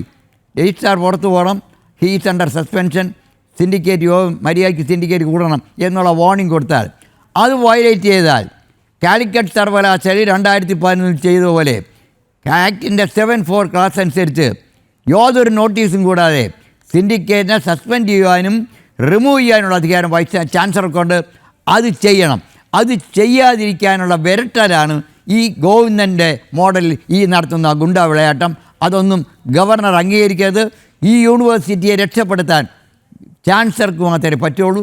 അദ്ദേഹം അടിയന്തരമായി ഇടപെടണം എന്നുള്ളതാണ് സേവ് യൂണിവേഴ്സിറ്റി ക്യാമ്പയിൻ കമ്മിറ്റിയുടെ അഭിപ്രായം. യെസ്, ശ്രീ ഗോപകുമാർ, ചികിത്സക്കായിട്ട് അവധിക്ക് അപേക്ഷ നൽകി രജിസ്ട്രാർ. ഇന്നിപ്പോൾ അദ്ദേഹം തിരിച്ചു വരികയും ചെയ്തു. അപ്പോൾ ചികിത്സയൊന്നും ഇല്ലേ? അല്ല, ചികിത്സക്കായിട്ട് അദ്ദേഹം അവധി വൈസ് ചാൻസലർക്കാണ് വൈസ് ചാൻസലറിനോട് അപേക്ഷിച്ചത്. എന്തിനാണാവോ ചികിത്സ? അപ്പൊ കാരണം കാണിച്ചിട്ടുള്ള ചികിത്സ അർത്ഥം 3 ദിവസത്തെ ലീവ്, 3-4 ദിവസത്തെ ലീവ് വേണമെന്നാണ് അദ്ദേഹം അപേക്ഷിച്ചത്. അപ്പോൾ തന്നെ പറഞ്ഞു അങ്ങേക്ക് ചികിത്സിക്കാൻ വേണ്ടിയിട്ട് നിലവിൽ ആവശ്യത്തിന് ദിവസങ്ങൾ ഉപയോഗിക്കാം, നിലവിൽ സസ്പെൻഷനിലാണ്, അതുകൊണ്ട് പ്രത്യേകിച്ച് അവധിയുടെ ആവശ്യമില്ല എന്ന് അദ്ദേഹം പറയുകയുണ്ടായി. അപ്പൊ ഇവിടെ ഈ സിൻഡിക്കേറ്റിന്റെ അധികാരങ്ങളെ സംബന്ധിച്ച് ആണ് എല്ലാവരും പറഞ്ഞത്. അപ്പൊ ഈ ഇല്ലാത്ത അധികാരങ്ങള് ഉള്ളതായിട്ട് ഇടത് സിൻഡിക്കേറ്റ് അംഗങ്ങൾ ആദ്യം മുതലേ അവിടെ പ്രയോഗിക്കുന്നുണ്ട്. അപ്പൊ ഈ സംഭവത്തിന്റെ തുടക്കം തന്നെ ഇല്ലാത്ത അധികാരം ഉള്ളതായിട്ട് ചില സിൻഡിക്കേറ്റ് അംഗങ്ങൾ പ്രകടിപ്പിച്ചതിൽ നിന്നാണ് ഈ സംഭവങ്ങൾ തുടങ്ങുന്നത്. 25-ാം തീയതി ഈ പരിപാടി വളരെ സ്മൂത്തായിട്ട് ശ്രീ പത്മനാഭ സേവാ സമിതി നിശ്ചയിച്ച പരിപാടി, ബഹുമാനപ്പെട്ട ഗവർണർ പങ്കെടുക്കുന്ന പരിപാടി വളരെ സ്മൂത്തായിട്ട് പോവുകയായിരുന്നു. ഏതാണ്ട് 4-4:30 മണി വരെ അതിന്റെ തയ്യാറെടുപ്പുകളുമായിട്ട് അവരെല്ലാം അവിടെ ഉണ്ടായിരുന്നു. ആ സമയത്ത് സിൻഡിക്കേറ്റ് റൂമിലെ 3 സിൻഡിക്കേറ്റ് അംഗങ്ങൾ ഒരുമിച്ച് ചേർന്നിട്ടാണ് ഇതിന്റെ ഗൂഢാലോചന നടത്തുന്നത്. ആ സമയത്ത് രജിസ്ട്രാറെയും കൂടി വിളിച്ചു വരുത്തിയിട്ട് അവർ നിർദ്ദേശം കൊടുക്കുകയാണ്. അപ്പോൾ ഈ 3 സിൻഡിക്കേറ്റ് അംഗങ്ങളുടെ അത് സിൻഡിക്കേറ്റ് യോഗമായിട്ടാണ് അവർ പറയുന്നത്. അതിൽ പങ്കെടുത്ത ബഹുമാനപ്പെട്ട സിൻഡിക്കേറ്റ് അംഗങ്ങൾ ഒരാള് പുറത്തു വന്ന്, ഷിജുൽ ഖാൻ പുറത്തു വന്ന് മാധ്യമങ്ങളോട് അലറി വിളിക്കുന്നു, ഞങ്ങൾ നിർദ്ദേശം കൊടുത്തു. ആ നിർദ്ദേശം എങ്ങനെയാണെന്ന് എനിക്ക് മനസ്സിലാകുന്നില്ല. കാരണം ഇവിടെ വ്യക്തമായിട്ട് എല്ലാവരും ഈ സർവകലാശാലയുടെ ഭരണത്തിലൊക്കെ ഇരുന്നിട്ടുള്ള ആളുകളും അത് അനുഭവ സമ്പത്തും പരിചയമൊക്കെയുള്ള ആളുകൾ പറയുകയുണ്ടായി, അങ്ങനൊരു സിൻഡിക്കേറ്റ് യോഗം ചേരാൻ അനുവാദമില്ല. ബഹുമാനപ്പെട്ട വൈസ് ചാൻസലർ അജണ്ട നിശ്ചയിച്ച അജണ്ട പ്രകാരം വിളിച്ചു ചേർക്കുന്ന സമയത്ത്, അവിടെ ഇരിക്കുന്ന സമയത്ത്, സിൻഡിക്കേറ്റിൽ യോഗം ചേരുന്ന സമയത്ത് മാത്രമാണ് സിൻഡിക്കേറ്റ് അധികാരമുള്ളത്. ഇത് സിൻഡിക്കേറ്റ് റൂമിൽ നേരത്തെ ഞങ്ങൾ വന്ന് അവരിരുന്നിട്ട് ഞങ്ങൾ ഒരു യോഗം ചേർന്നു എന്നാണ് അവകാശപ്പെടുന്നത്. അതിന്റെ തന്നെ സാങ്കത്യം മനസ്സിലാകുന്നില്ല. ഇനി അതൊരു സിൻഡിക്കേറ്റ് യോഗമല്ല എന്നും നിയമപരമായിട്ടോ സർവകലാശാലയുടെ സ്റ്റാറ്റ്യൂട്ട് പ്രകാരമോ അതിന് പിൻബലമില്ല എന്ന് മനസ്സിലാക്കാൻ കഴിവില്ലാത്തയാളൊന്നും അല്ല ബഹുമാനപ്പെട്ട ഈ രജിസ്ട്രാർ. പക്ഷേ സിൻഡിക്കേറ്റിന്റെ നിർദ്ദേശം എന്നുള്ള നിലയിൽ ഷിജു ഖാന്റെ അതുപോലെ തന്നെ മുരളീധരൻ നായർ അവരുടെയൊക്കെ നിർദ്ദേശം അനുസരിച്ച് ഇദ്ദേഹം ചാൻസലറുടെ, കേരളത്തിലെ ഗവർണറുടെ ഭരണഘടനാപരമായി 4ാമത്തെ പദവി അലങ്കരിക്കുന്ന ആ VVIPയുടെ പരിപാടി അലങ്കോലപ്പെടുത്താൻ ഇദ്ദേഹം വരികയാണ്. അവിടെ വന്നിട്ട് ആ 5:30 തുടങ്ങേണ്ട പരിപാടി 6:25 വരെ ഇദ്ദേഹത്തിന്റെ ഇടപെടൽ മൂലം തുടങ്ങാൻ കഴിയുന്നില്ല. അതിനുശേഷം വീണ്ടും പരിപാടി ആരംഭിച്ച് 14 മിനിറ്റിന് ശേഷം അവിടെ പരിപാടി തുടങ്ങിയതിന് ശേഷം ഇദ്ദേഹം കത്തയക്കുകയാണ്, ഞാൻ ഈ ഹാളിനുള്ള അനുമതി പിൻവലിക്കുന്നു. എന്ത് റൈറ്റാണ് ഇദ്ദേഹത്തിനുള്ളത്? അപ്പൊ ഇല്ലാത്ത അധികാരം സിൻഡിക്കേറ്റ് അംഗങ്ങൾ ഉള്ളതായിട്ട് ഭാവിച്ച് യോഗം ചേർന്ന് നിർദ്ദേശം കൊടുക്കുന്നതായിട്ട് ധരിക്കുന്നു. CPMന്റെ സിൻഡിക്കേറ്റ് അംഗങ്ങൾ കൊടുക്കുന്ന നിർദ്ദേശം ശിരസാ വഹിച്ചുകൊണ്ട് ഇല്ലാത്ത അധികാരം തന്നിലേക്ക് കിട്ടി എന്ന് തെറ്റിദ്ധരിച്ചുകൊണ്ട് രജിസ്ട്രാർ അവിടെ പോയി പരിപാടി അലങ്കോലപ്പെടുത്താൻ ശ്രമിക്കുന്നു. ഇപ്പൊ തന്നെ 25-ാം തീയതി സിൻഡിക്കേറ്റ് അംഗങ്ങൾ കൊടുത്ത നിർദ്ദേശം, ആ നിർദ്ദേശം തന്നെ തെറ്റ്. വീണ്ടും ഇല്ലാത്ത അധികാരം ഉപയോഗിച്ചൊരു യോഗം ചേർന്നതായിട്ട് തെറ്റിദ്ധരിപ്പിച്ചുകൊണ്ട് ഈ പറയുന്ന രജിസ്ട്രാറെ റീഇൻസ്റ്റേറ്റ് ചെയ്തതായിട്ടാണ് അവരവകാശപ്പെടുന്നത്. യഥാർത്ഥത്തിൽ അങ്ങനെ റീഇൻസ്റ്റേറ്റ് ചെയ്തുകൊണ്ടുള്ള മിനിറ്റ്സ് ഇപ്പൊ ബഹുമാനപ്പെട്ട വൈസ് ചാൻസലർ മുന്നിൽ ഇന്നലെ വന്നിട്ടുണ്ട്. ആ തീരുമാനം നടപ്പാകണമെങ്കിൽ എന്ത് വേണം? ബഹുമാനപ്പെട്ട VC ഒപ്പിടണം. അങ്ങനെ ഒപ്പിടാത്ത കസേരയിലാണ് അദ്ദേഹം കയറിയിരിക്കുന്നത്. അപ്പൊ ഇവിടെ ഭയപ്പെടുത്തി കാര്യം സാധിക്കുക. അതുപോലെ തന്നെ സമരത്ത് വരുന്ന SFIക്കാരെ അവകാശപ്പെടുന്നത് അവരുടെ മുദ്രാവാക്യത്തിൽ VC വേണ്ട, VCക്ക് വൈസ് ചാൻസലറായിട്ടിരിക്കാനുള്ള യോഗ്യതയില്ല എന്നാണ് പറയുന്നത്. അദ്ദേഹത്തിന് കേരള സർവകലാശാല ആരോഗ്യ സർവകലാശാലയുടെ വൈസ് ചാൻസലറായിട്ടിരിക്കാനും കേരള സർവകലാശാലയുടെ ചാൻസലർ പദവി ചാർജ് വഹിക്കാനുമുള്ള യോഗ്യതയുണ്ടെന്ന് ബഹുമാനപ്പെട്ട കേരള ഹൈക്കോടതിയുടെ ഡിവിഷൻ ബെഞ്ച് വിധിച്ചിട്ടുള്ളതാണ്. ആ വിധിയൊന്നും ഇവർക്ക് ബാധകമല്ല. അല്ല, നമുക്ക് ഷിജുഖാനെ VC ആക്കാം. അതുപോലെ തന്നെ ഈ SFIയുടെ പിള്ളേരെയൊക്കെ വിളിക്കുന്ന മുദ്രാവാക്യം കേട്ടാൽ കൗതുകമാണ്. അതിപ്പോ ഈ നേരത്തെയുള്ള ആളുകളെയൊക്കെ നമ്മൾ കണ്ടിട്ടുള്ളൂ. ചില കേസിൽ പോലീസുകാരൊക്കെ ലാളിച്ച് ഒന്നുവാ അർഷോ എന്ന് പറഞ്ഞ് അംഗൻവാടി കുട്ടികളെ ഉച്ചഭക്ഷണത്തിന് പിള്ളേരെ മാമുണ്ണാൻ വിളിപ്പിക്കുന്നത് പോലെയാണ് ഇവരെയൊക്കെ ക്രിമിനൽ കേസ് പ്രതികളായിട്ടുള്ള ആളുകളെ പോലീസ് വിളിക്കുന്നത്.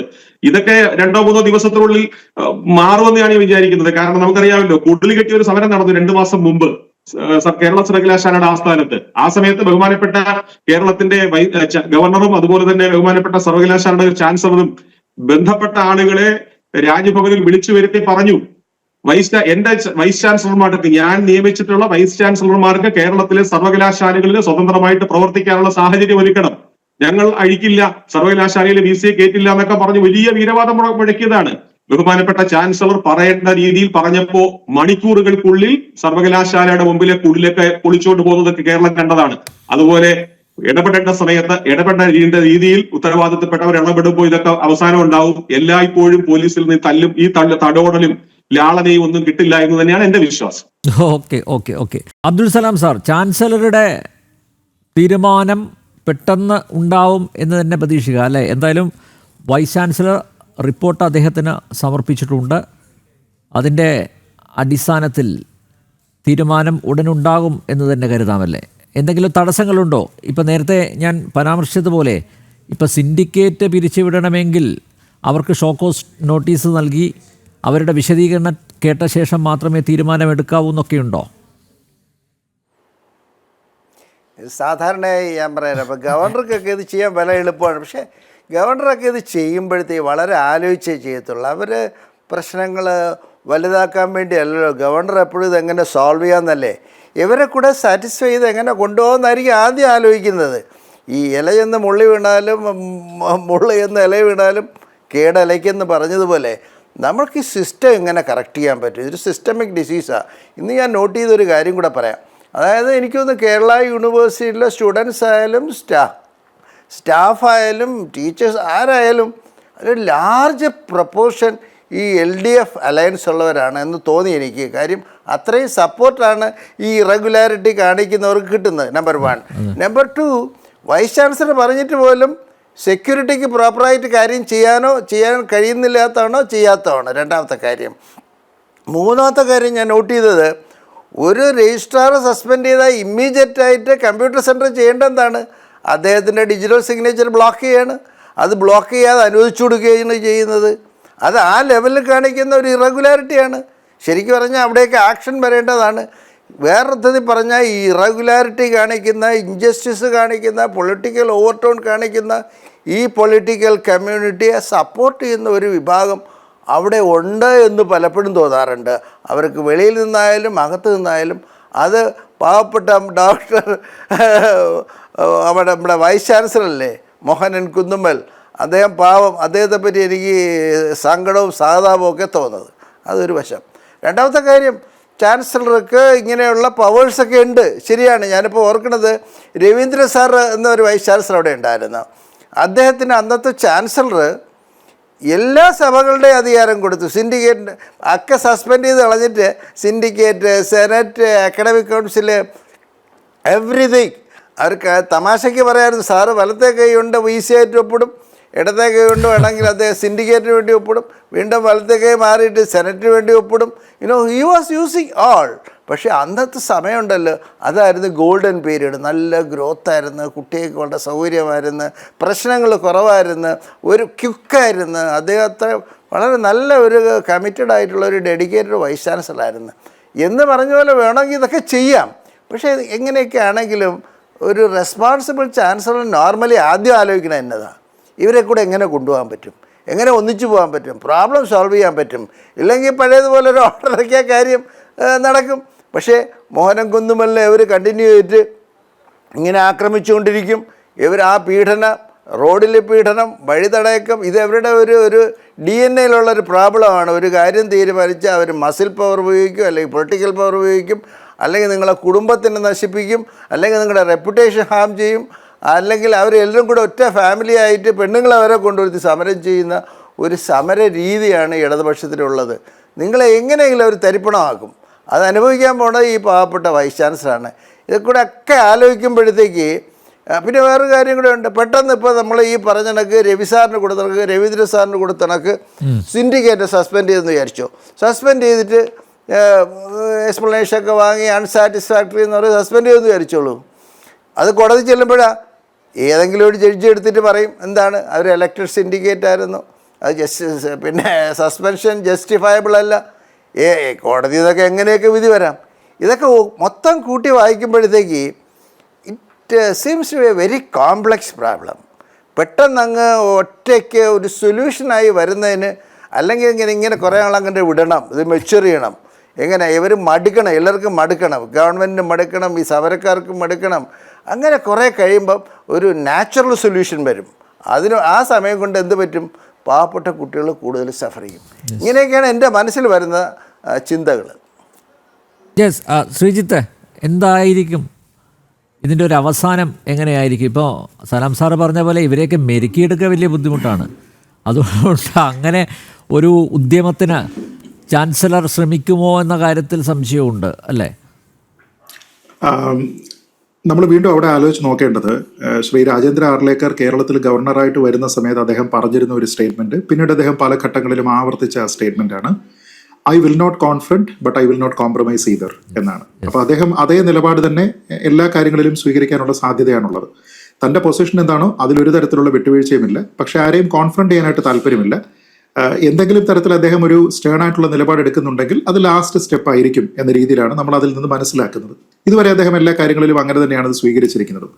അപ്പോൾ അതുകൊണ്ട് ഒരുപക്ഷെ ഒരു വിശദീകരണം ചോദിച്ച് അവരെ പറഞ്ഞു മനസ്സിലാക്കുന്നതിന് വേണ്ടിയിട്ട് അദ്ദേഹം ശ്രമിച്ചേക്കാം. പക്ഷെ നമ്മളിവിടെ ആലോചിച്ച് നോക്കേണ്ടത്, ഇപ്പം ശ്രീ അനിൽ ചോദിച്ചതുപോലെ മെരുക്കാൻ നമുക്ക് ശ്രമിക്കാം, പക്ഷേ മെരുങ്ങണമെങ്കിൽ അവർ കൂടി വിചാരിക്കണം. അങ്ങനെയുള്ള ഒരു പ്രശ്നമുണ്ട്. അങ്ങനെ അപ്പോഴാണ് ഇവരുടെ കളർ എന്താണ് എന്ന് നമ്മൾ നോക്കുന്നത്. പൊളിറ്റിക്കൽ കളറാണ്, പൊളിറ്റിക്കൽ അപ്പോയിന്റീസ് ആയിട്ടുള്ള ആൾക്കാരാണ്. നമ്മളിപ്പോൾ പലപ്പോഴും ഒരു സർവകലാശാല എന്ന് പറയുമ്പോൾ ഉന്നത വിദ്യാഭ്യാസ മേഖലയിലെ അധ്യയനവുമായി ബന്ധപ്പെട്ട തീരുമാനങ്ങളുടെ അടിസ്ഥാനത്തിലാണ് അറിയപ്പെടേണ്ടത് എന്നൊക്കെ പറയുമെങ്കിലും നമ്മുടെ നാട്ടിൽ പൊതുവെ സർവകലാശാലകളെല്ലാം തന്നെ അറിയപ്പെടുന്നത് രണ്ട് കാര്യങ്ങളുടെ പേരിലാണ്. ഒന്ന്, കക്ഷി രാഷ്ട്രീയത്തിന്റെ പേരിൽ, അത് അപ്പോയിന്റ്മെന്റ് മുതൽ പിന്നീട് എല്ലാ കാര്യങ്ങളിലേക്കും വരുന്ന രീതിയിലുള്ള രാഷ്ട്രീയ പാർട്ടിയുടേതാണെങ്കിലും അവരുടെ കുട്ടിപ്രസ്ഥാനങ്ങളുടെ ആണെങ്കിലും നെറുകെട്ട രാഷ്ട്രീയ ഇടപെടലുകളുടെ പേരിൽ. രണ്ടാമത്തേത്, കോഴ്സ് അറ്റൻഡ് ചെയ്യുന്നതിന് വേണ്ടിയിട്ട് വിദ്യാർത്ഥികളെ കിട്ടുന്നില്ല എന്നതിന്റെ പേരിലാണ്. ഇപ്പൊ അടുത്ത കുറച്ച് നാളുകളായിട്ട് ബ്രെയിൻ ഡ്രെയിൻ എന്നൊക്കെ നമ്മൾ പറയും. ഈ ബ്രെയിൻ ഡ്രെയിൻ എന്ന് പറയുന്നത് ഒരു വസ്തുതയാണ്, യാഥാർത്ഥ്യമാണ് എന്ന് നമ്മുടെ മുഖ്യമന്ത്രിയൊക്കെ ആദ്യത്തെ ഡിനയൽ മോഡിന് ശേഷം ഇപ്പൊ അംഗീകരിക്കുന്ന ഒരു സാഹചര്യമുണ്ട്. ബ്രെയിൻ ഡ്രെയിൻ എങ്ങനെ തടയാം എന്നതിനെപ്പറ്റി ചിന്തിക്കുന്ന പല സർക്കാർ മീറ്റിങ്ങുകളുണ്ട്. പക്ഷേ അവിടെയൊക്കെ വെച്ച് ഈ നടത്തുന്ന നാറിയ രാഷ്ട്രീയം, അതിന്റെ ഇടപെടലുകൾ, അത് ഇവിടുത്തെ ബ്രെയിൻ ഡ്രെയിനിന്റെ ഒരു കാരണമാണ് എന്നും ഇതുകൊണ്ട് ഞങ്ങളുടെ ഭാവി സെക്യൂർ ആകുന്നില്ല എന്നതിനെക്കുറിച്ച് കൂടി ഇവിടെയുള്ള ആൾക്കാർ മനസ്സിലാക്കിയിട്ടാണ് ഈ കുട്ടികളും അവരുടെ രക്ഷകർത്താക്കളും ഇവിടെ ഈ സർവകലാശാലകളിൽ നിന്നൊക്കെ തന്നെ കുട്ടികളെ മാറ്റുന്നത്, അങ്ങോട്ട് അയക്കാത്തത് എന്നതിനെക്കുറിച്ച് ഏതെങ്കിലും ഒരു കാലത്ത് ഇവർ സമ്മതിക്കുമെന്ന് ഞാൻ കരുതുന്നില്ല. അപ്പൊ കേവല സ്വാർത്ഥത, രാഷ്ട്രീയം, ഇതൊക്കെ മാത്രം നോക്കി പ്രവർത്തിക്കുന്ന ആൾക്കാരെ ഈ ശുദ്ധികലശം നടത്തി അവിടെ നിന്ന് പുറത്താക്കുക എന്നുള്ളതാണ് ആദ്യം ചെയ്യേണ്ടത്. അങ്ങനെ പുറത്താക്കുകയാണ് എങ്കിൽ പിന്നെ ബാക്കി ആരൊക്കെ അതിനകത്ത് അവശേഷിക്കും എന്നുള്ള ഒരു പ്രധാനപ്പെട്ട ചോദ്യമുണ്ട്. കാരണം ഇപ്പോൾ ഇതൊരു കേവലം ഒരു രജിസ്ട്രാർ, ഇപ്പൊ നേരത്തെ ഇതിൽ പറഞ്ഞതിനോട് ഞാൻ 100% ഈ ചർച്ചയിൽ പറഞ്ഞ അഭിപ്രായത്തിനോട് യോജിക്കുകയാണ്. ആ രജിസ്ട്രാർ അവിടെ സസ്പെൻഡ് ചെയ്യപ്പെടുകയല്ല, ഡിസ്മിസ് ചെയ്യപ്പെടുകയാണ്. കാരണം തന്റെ ചുമതല എന്താണെന്ന് നമ്മൾ നോക്കിക്കഴിഞ്ഞാൽ സ്ട്രിക്ട്ലി സ്പീക്കിംഗ് അദ്ദേഹത്തിന്റെ ചുമതല എന്താണ് എന്ന് അറിയാത്ത ആളൊന്നുമല്ല. അവിടെ അദ്ദേഹം തടയാൻ പോകുന്നത് ചാൻസലറുടെ ഒരു പരിപാടിയാണ് എന്നതിനെക്കുറിച്ചും ചാൻസലർ ഗവർണർ തന്നെയാണ് എന്നതിനെക്കുറിച്ചും അദ്ദേഹത്തിന് അറിയുന്ന കാര്യമാണ്. എങ്കിലും അങ്ങനെ ഒരുപക്ഷെ വലിയ വിവാദമായേക്കാവുന്ന ഒരു തീരുമാനം എടുക്കുന്ന സമയത്ത് അതിനു മുമ്പ് ഒരു തീരുമാനത്തിന് ഒരു കൺകറൻസിന് വേണ്ടിയിട്ട് VC-യോട് ചോദിക്കാം എന്നുള്ള ഒരു ഓപ്ഷനെ പോലും അദ്ദേഹം ഉപയോഗിക്കുന്നില്ല എങ്കിൽ അതിന് പിന്നിൽ പ്രവർത്തിച്ചിരിക്കുന്ന എന്താണ്? ഒന്നുകിൽ തീരെ ബുദ്ധിശൂന്യമായിട്ടുള്ള ഒരു തീരുമാനമെന്നേ പറയാൻ കഴിയൂ. അത് നമുക്ക് അങ്ങനെ ചിന്തിക്കാൻ കഴിയില്ല. അതിന്റെ ആനുകൂല്യം അദ്ദേഹത്തിന് കൊടുക്കാനും കഴിയില്ല. മറിച്ച് രാഷ്ട്രീയമായിട്ടുള്ള താല്പര്യമാണ്. അതുകൊണ്ടാണ് ഞാൻ പറഞ്ഞത്, ഈ വിഷയം കേവലം അന്ന് ഒരു ദിവസം ഉണ്ടാകുന്ന സെനറ്റ് ഹാളിലെ ഒരു പരിപാടിയുമായി ബന്ധപ്പെട്ട വിഷയം മാത്രമല്ല, അത് ഇടതുപക്ഷത്തിന്റെ ഒരു പൊളിറ്റിക്കൽ ക്യാമ്പയിനാണ്. ആ ക്യാമ്പയിന്റെ ഒരു ഇൻസ്റ്റൻസ് മാത്രമാണ് അവിടെ നമ്മൾ കണ്ടിരിക്കുന്നത്. അതല്ലാതെ സ്വന്തമായിട്ടുള്ള തീരുമാനങ്ങൾ എടുക്കാനായിട്ട് ഈ രജിസ്ട്രാർ ലൂയി 14 സ്വയം ചിന്തിക്കുന്നുണ്ടെന്ന് ഞാൻ കരുതുന്നില്ല. സർവകലാശാലകളിൽ ഇങ്ങനെയുള്ള വളരെ മലിനമായിട്ടുള്ള ഒരു രാഷ്ട്രീയം കലർത്തി ഇല്ലാത്ത അമിതാധികാര പ്രവണത ഉപയോഗിക്കുന്ന ആൾക്കാരെയൊക്കെ തന്നെ തിരിച്ചറിഞ്ഞ് പുറത്താക്കണം. അങ്ങനെ പുറത്താക്കുന്ന ആൾക്കാരിൽ രജിസ്ട്രാർ മാത്രമല്ല ഉണ്ടാകേണ്ടത്, സത്യം പറഞ്ഞാൽ ഈ സിൻഡിക്കേറ്റുമാണ്. ഒന്നാലോചിച്ച് നോക്കുക, സിൻഡിക്കേറ്റിന് അധികാരമുള്ളത് എപ്പോഴാണ്? While the syndicate is in session എന്ന് പേപ്പറിൽ എഴുതി വെച്ച് കഴിഞ്ഞാൽ അതിനർത്ഥം എന്താണ്? എപ്പോഴാണത് സെഷനിലായിരിക്കുന്നത് എന്നതിനെക്കുറിച്ച് മനസ്സിലാക്കാതെ നമ്മൾ 4 ആൾ കൂടി തീരുമാനിച്ചു കഴിഞ്ഞ ഒരു മീറ്റിംഗ് അങ്ങോട്ട് കൂടി കഴിഞ്ഞാൽ ഇറ്റ് ഈസ് ഇൻ സെഷൻ എന്ന് അവരാരെങ്കിലും ധരിച്ചിട്ടുണ്ടെങ്കിൽ അങ്ങനെ ഇരിക്കുന്ന ആൾക്കാർക്ക് പ്രാഥമിക വിദ്യാഭ്യാസം കൊടുക്കുക. ഞാൻ പറഞ്ഞത്, ഒരു ഉന്നതാധികാര സ്ഥാപനം, ഒരു ഉന്നത വിദ്യാഭ്യാസത്തിന്റെ ഒരു ഉന്നതാധികാര സമിതിയായിട്ട് ഇരിക്കാനുള്ള അവകാശം അവർക്കുണ്ടോ? അവർക്ക് പ്രാഥമികമായിട്ടുള്ള വിദ്യാഭ്യാസമാണ് കൊടുക്കേണ്ടത്. നേരത്തെ സൂചിപ്പിച്ചതുപോലെ നമ്മൾ പല ആൾക്കാരുടെ കേസ് കണ്ടിട്ടുണ്ട്. വിദ്യാഭ്യാസ രംഗവുമായി കാര്യമായ രീതിയിലുള്ള ബന്ധമുള്ള ആൾക്കാരെ വെക്കുകയാണ് തത്വത്തിൽ ഈ പൊസിഷനുകളിലൊക്കെ ചെയ്യേണ്ടത്. പക്ഷെ അവിടെയെല്ലാം നമുക്ക് പൊളിറ്റിക്കൽ അപ്പോയിന്റീസിനെ കണ്ടെത്തി അവർക്ക് കുറച്ചു കാലം ഇരിക്കാനുള്ള ഒരു കസേര എന്ന രീതിയിലേക്ക് കൊടുക്കുമ്പോഴാണ് ചാനൽ ചർച്ചകളിൽ വന്നിരുന്നിട്ട് മണ്ടത്തരത്തിന്റെ ക്യാപ്സൂളുകൾ വിളമ്പുന്ന ആൾക്കാർ പിന്നെ ശിശുക്ഷേമ സമിതിയിൽ ഒരു ദിവസം ഇരിക്കുന്നു. അവിടെ നിന്ന് കഴിഞ്ഞ സമയത്തേക്ക് പിന്നീട് പോയിട്ട് ബാക്കിയുള്ള ശിശുക്കളെ സേവിക്കുന്നതിന് വേണ്ടിയിട്ട് ഇങ്ങനെയുള്ള സിൻഡിക്കേറ്റിലും ഒക്കെ പോയിരിക്കുന്ന രീതി നമ്മൾ കാണുന്നത്. ഞാൻ പറഞ്ഞത്, ഇങ്ങനെ നിങ്ങളുടെ തറവാട്ട് സ്വത്തായിട്ട് നിങ്ങൾ കരുതുകയും പ്രവർത്തിക്കേണ്ടയും ചെയ്യുന്ന സ്ഥാപനങ്ങളല്ല, കുറച്ചുകൂടി ഉത്തരവാദിത്ത ബോധത്തോടുകൂടി പ്രവർത്തിക്കേണ്ടുന്ന പ്രയോഗിക്കേണ്ടുന്ന ബോഡികളും ഉത്തരവാദിത്വമാണ് ഇതിനെല്ലാം ഉണ്ടായിരിക്കുന്നത്. അപ്പോൾ അതിനെക്കുറിച്ച് ഇവർക്ക് അറിയാത്തത് കൊണ്ടല്ല, മറിച്ച് അവിടെയെല്ലാം നമ്മുടെ ആൾക്കാരെ തള്ളിക്കയറ്റുക എന്നുള്ള ഒരു രീതിയുണ്ട്. അത് കേവലം ഈ ഉന്നത വിദ്യാഭ്യാസ രംഗവുമായിട്ടോ സർവകലാശാലകളുമായി ബന്ധപ്പെട്ടത് മാത്രമല്ല. നമുക്ക് ഓർക്കുന്നുണ്ടാകും, സിനിമാ ഫീൽഡുമായി ബന്ധപ്പെട്ട് നമ്മുടെ ഈ സംഘടനയിലെ ഇടത് സ്വഭാവം നിലനിർത്തുന്നത് അത്യാവശ്യമാണെന്നും പറഞ്ഞുകൊണ്ട് സംവിധായകൻ കമലിന്റെ പറ്റി ഒരു കത്ത് പണ്ടുണ്ടായിരുന്നു. അത് ഇതേപോലെ തന്നെ ഇവിടെ ചർച്ച ചെയ്യപ്പെട്ടതാണ്. അങ്ങനെ ഒരു ബോഡിക്ക് ഒരു ഇടത് സ്വഭാവം ഉണ്ടായിരിക്കണമോ എന്നൊക്കെ പറഞ്ഞിട്ട്. അപ്പൊ ഈ കാവ്യവൽക്കരണം എന്ന ഒരു ഭാഗത്ത് ആരോപിക്കുന്ന സമയത്ത് മറ്റേത് എന്താണ് തത്തുല്യമായിട്ട് ആരോപിക്കപ്പെടാത്തത് എന്ന് ചോദിച്ചു കഴിഞ്ഞാൽ അത് മെയിൻ സ്ട്രീം ആണ് എന്നുള്ളത് കൊണ്ടാണ്. എതിർക്കുന്ന ആൾക്കാർ പോലും അവരുടെ മനസ്സിന്റെ ഉള്ളിൽ ഇത് മെയിൻ സ്ട്രീം ആണ് എന്ന് അംഗീകരിക്കുന്നത് കൊണ്ടാണ്. ആ ധാരണയാണ് പൊളിച്ചെഴുതേണ്ടത്. അതുകൊണ്ട് ഇങ്ങനെ അമിതാധികാര പ്രവണതയുള്ള, ഇല്ലാത്ത അധികാരങ്ങൾ പ്രയോഗിക്കുന്ന, തങ്ങളുടെ അധികാരം എന്താണ് എന്നതിനെക്കുറിച്ച് യാതൊരു വിധത്തിലുള്ള ബോധ്യവും അവരുടെ പ്രവൃത്തിയിൽ കാണിക്കാത്ത മണ്ട ശിരോമണികളായിട്ടുള്ള ആൾക്കാർക്ക് ഇരിക്കാനുള്ള സ്ഥലങ്ങളോ പദവികളോ അല്ല സർവകലാശാലകളെന്നും അതിലുള്ള ഉത്തരവാദിത്തപ്പെട്ട സ്ഥാനങ്ങളും എന്നുള്ളതിനെ പറ്റിയിട്ടുള്ള ഒരു തിരിച്ചറിവ് ഇവർക്ക് കൊടുക്കേണ്ടത്. ഷോ ദം ദെയർ പ്ലേസ് എന്നൊക്കെ പറയില്ലേ, അങ്ങനെയുള്ള ഒരു തീരുമാനം ചാൻസലറുടെ ഭാഗത്തു നിന്ന് ഉണ്ടാകേണ്ടതാണ്. അത് നയത്തിലാണെങ്കിലും മയത്തിലാണെങ്കിലും കണിശമായിട്ടാണെങ്കിലും അത് ഉണ്ടാകേണ്ടതാണ്. കാരണം അങ്ങനെയുള്ള ഒരു തീരുമാനം ഇവിടെ നടത്താനായിട്ട് പ്രതിരോധത്തിന്റെ ഒരേ ഒരു ആള് മാത്രമേ ഇവിടെ ഉള്ളൂ എന്നുള്ളതാണ്. കാരണം മറ്റ് സ്ഥലങ്ങളെല്ലാം തന്നെ പ്രിഡോമിനന്റ്ലി അധികാര ഡോമിനേറ്റഡ് ആണ്. അവിടെ നിലവിൽ ഭരിക്കുന്ന ആൾക്കാർക്ക് അവരുടേതായിട്ടുള്ള സ്വാധീനമുണ്ട്.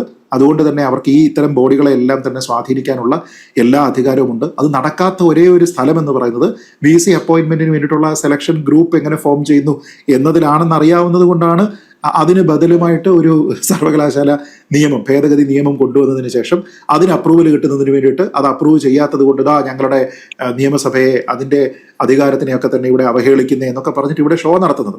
അപ്പോൾ ഇവിടെ ആരിഫ് മുഹമ്മദ് ഖാൻ എന്താണോ തുടങ്ങി വെച്ചത് അത് പൂർത്തിയാക്കുന്നതിന് വേണ്ടിയിട്ട് രാജേന്ദ്ര ആർലേക്കർക്ക് കഴിഞ്ഞാൽ അത് കേവലം ഒരു രാഷ്ട്രീയത്തിന്റെ അടിസ്ഥാനത്തിലല്ല, മറിച്ച് ഉന്നത വിദ്യാഭ്യാസം എന്നുള്ള മേഖല എത്രത്തോളം പാവനമായിട്ട് സൂക്ഷിക്കേണ്ടതാണ് എന്ന് ചിന്തയുള്ള പൊതുസമൂഹത്തിന്റെ പിന്തുണ അദ്ദേഹത്തിന് ഉണ്ടാകും എന്നാണ് ഞാൻ കരുതുന്നത്.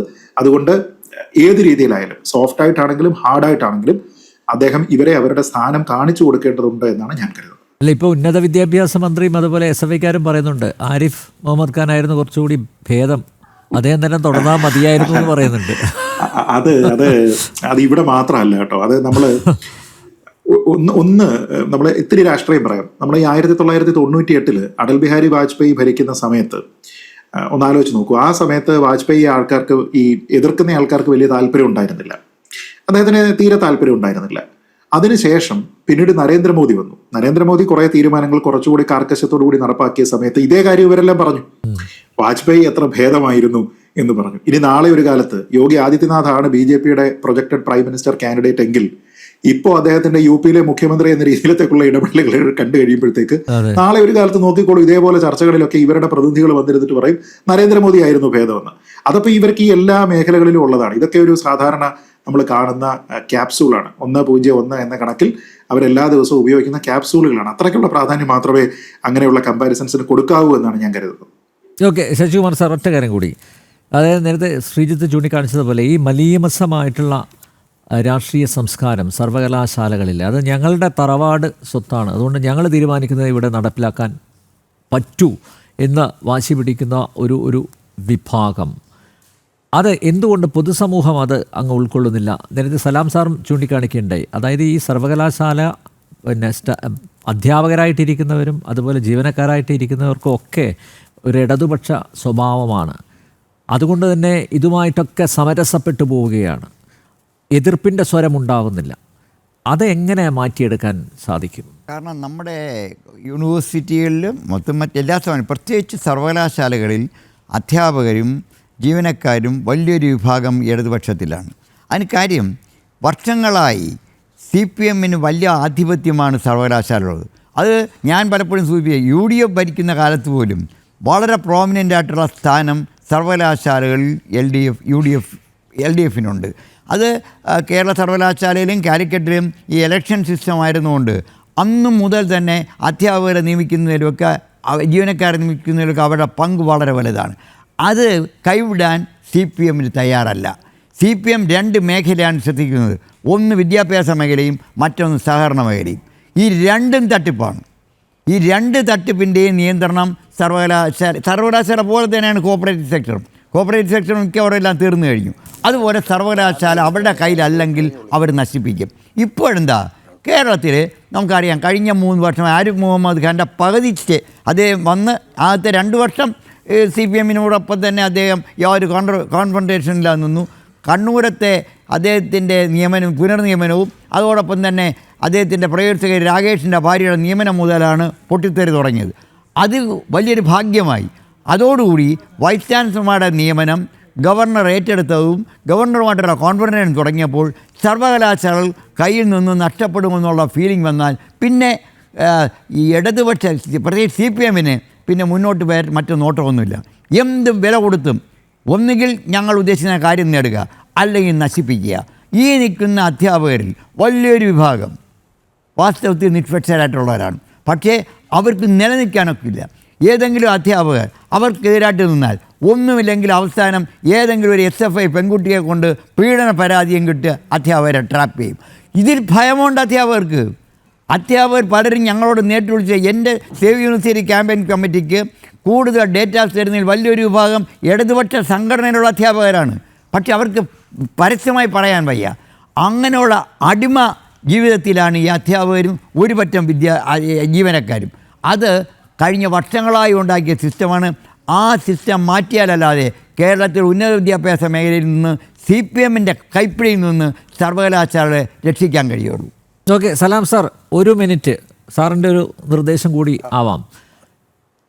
എങ്ങനെ ഈ ചുവപ്പ് ഭീകരത എങ്ങനെ ക്യാമ്പസുകളിൽ നിന്ന് ഒഴിവാക്കാം? ഈ ചുമപ്പ് ഭീകരത ഒഴിവാക്കുക എന്ന് പറഞ്ഞാൽ ഇന്നത്തെ ഈ പൊളിറ്റിക്കൽ എക്കോസിസ്റ്റം, ഇന്നത്തെ ഡെമോക്രസി, ഇന്നത്തെ ഒരുപാട് ഈ ഡീപ്പ് റൂട്ടഡ് ആയിട്ടുള്ള റെഡ് ഡെമോക്രസി, റെഡ് പൊളിറ്റിക്സ്, ഇതൊക്കെ വയ്ക്കുമ്പം അത് പെട്ടെന്ന് എടുത്ത് കളയാനൊക്കെ വലിയ ബുദ്ധിമുട്ടായിരിക്കും. ഒന്നത്. രണ്ടാമത്തെ കാര്യം, ഇപ്പോൾ പറഞ്ഞില്ലേ ചാൻസലറാണ് ഇനി ഒരു ആശയമെന്ന് പറഞ്ഞതുപോലെ, എന്തുകൊണ്ട് ഈ കുട്ടികൾക്ക് അഫക്റ്റഡ് ആണെങ്കിൽ, പാരൻസ് അഫക്റ്റഡ് ആണെങ്കിൽ എന്തുകൊണ്ട് അവർ ഗവൺമെൻറ്റിനെ പ്രഷറൈസ് ചെയ്യുന്നില്ല? അവരല്ലേ affected team should pressurise the government. That is another important option. പിന്നെ ചാൻസലർ എന്തെങ്കിലും ചെയ്യണമെന്ന് പറയുമ്പോൾ ഞാനാണെങ്കിൽ തന്നെയും ചെയ്യാം, എളുപ്പമാണ്, ചെയ്യാനൊക്കെ എളുപ്പമാണ്. ഒരു ഇമ്മീഡിയറ്റ് വെരി സ്ട്രോങ് ആൻറ്റിബയോട്ടിക് കൊടുക്കാം, ഒരു ഓർഡിനൻസ് കൂടി ഇതൊക്കെ ചെയ്യാം. പക്ഷേ നമ്മുടെ ചാൻസലർമാരൊക്കെ വളരെ മെച്ചുവർഡായ ആൾക്കാരാണ്. ആലോചിക്കും, കുറച്ചുകൂടെ കൂടുതൽ ആലോചിക്കും, ഇതെങ്ങനെ അപ്പുറവും ഇപ്പുറവും കേടില്ലാതെ കൊണ്ടുപോകാം, കറക്റ്റ് ചെയ്യാം. ആ പ്രോസസ്സിൽ കുറച്ച് സമയമൊക്കെ എടുക്കും. ഇപ്പം ഗവർണർക്ക് ആണെങ്കിൽ നാളെ തന്നെ ഒരു ഓർഡിനൻസ് ഇറക്കിയിട്ട് ഇത് ചെയ്യുകയൊക്കെ ചെയ്യാം. പക്ഷേ അതിൻ്റെ ചാൻസ് ഞാൻ കാണുന്ന കുറവാണ്. ബിക്കോസ് അവരതിനു വേണ്ടി വരുന്നവരല്ല, അവരിതിനെ നേരെ വണ്ടി ഓടിച്ച് പോകാൻ വരുന്നവരാണ്. അതുകൊണ്ട് ഒരു political issue, whole system is political and the whole issues are political and the decision should come from the governing politics or നമ്മുടെ LDF ഗവൺമെൻറ് തന്നെ തീരുമാനിക്കണം. നിർത്തു, നിയമപരമായി പോട്ടെ, നമുക്ക് അർഹിക്കുന്ന കാര്യങ്ങൾ മതി, നമുക്ക് വഷളാക്കേണ്ട എന്ന് പറയുന്ന ഒരു നന്മ മനസ്സ് വരുമോ? വരില്ലെന്ന് എനിക്ക് തോന്നുന്നു. അവരുടെ ഇതുവരെയുള്ള വരവ് കണ്ടിട്ട് very very difficult to think in that way. ഞാൻ ദുഃഖത്തിലാണ്. എനിക്ക് അതിനേക്കാളും ദുഃഖം വൈസ് ചാൻസലർ ആയിരിക്കുന്ന മനുഷ്യനെ പറ്റിയാണ്. ഓക്കെ, എന്തായാലും അദ്ദേഹത്തിന് സമാധാനപരമായിട്ട് അവിടെ ആ സർവകലാശാല ആസ്ഥാനത്ത് തുടരാൻ സാധിക്കട്ടെ അല്ലേ? സർവേശ്വരനോട് നമുക്ക് പ്രാർത്ഥിക്കാം. എന്തായാലും നമുക്ക് എല്ലാവർക്കും അങ്ങനെ പ്രാർത്ഥിക്കാം. അതെ അതെ അതെ അതെ അക്കാദമിക് മൂല്യങ്ങൾ സംരക്ഷിക്കപ്പെടേണ്ട സ്ഥാപനങ്ങളാണ് സർവകലാശാലകൾ. കലാശാലകളാണ്. ആ കലാശാലകളെ കലാപഭൂമിയാക്കാൻ ആരെയും അനുവദിക്കരുത്. ജനറൽ ഡിബേറ്റ് ഇവിടെ പൂർണ്ണമാകുന്നു. ചർച്ചയിൽ പങ്കെടുത്ത എല്ലാ അതിഥികൾക്കും നന്ദിയൊപ്പം പ്രേക്ഷകർക്കും.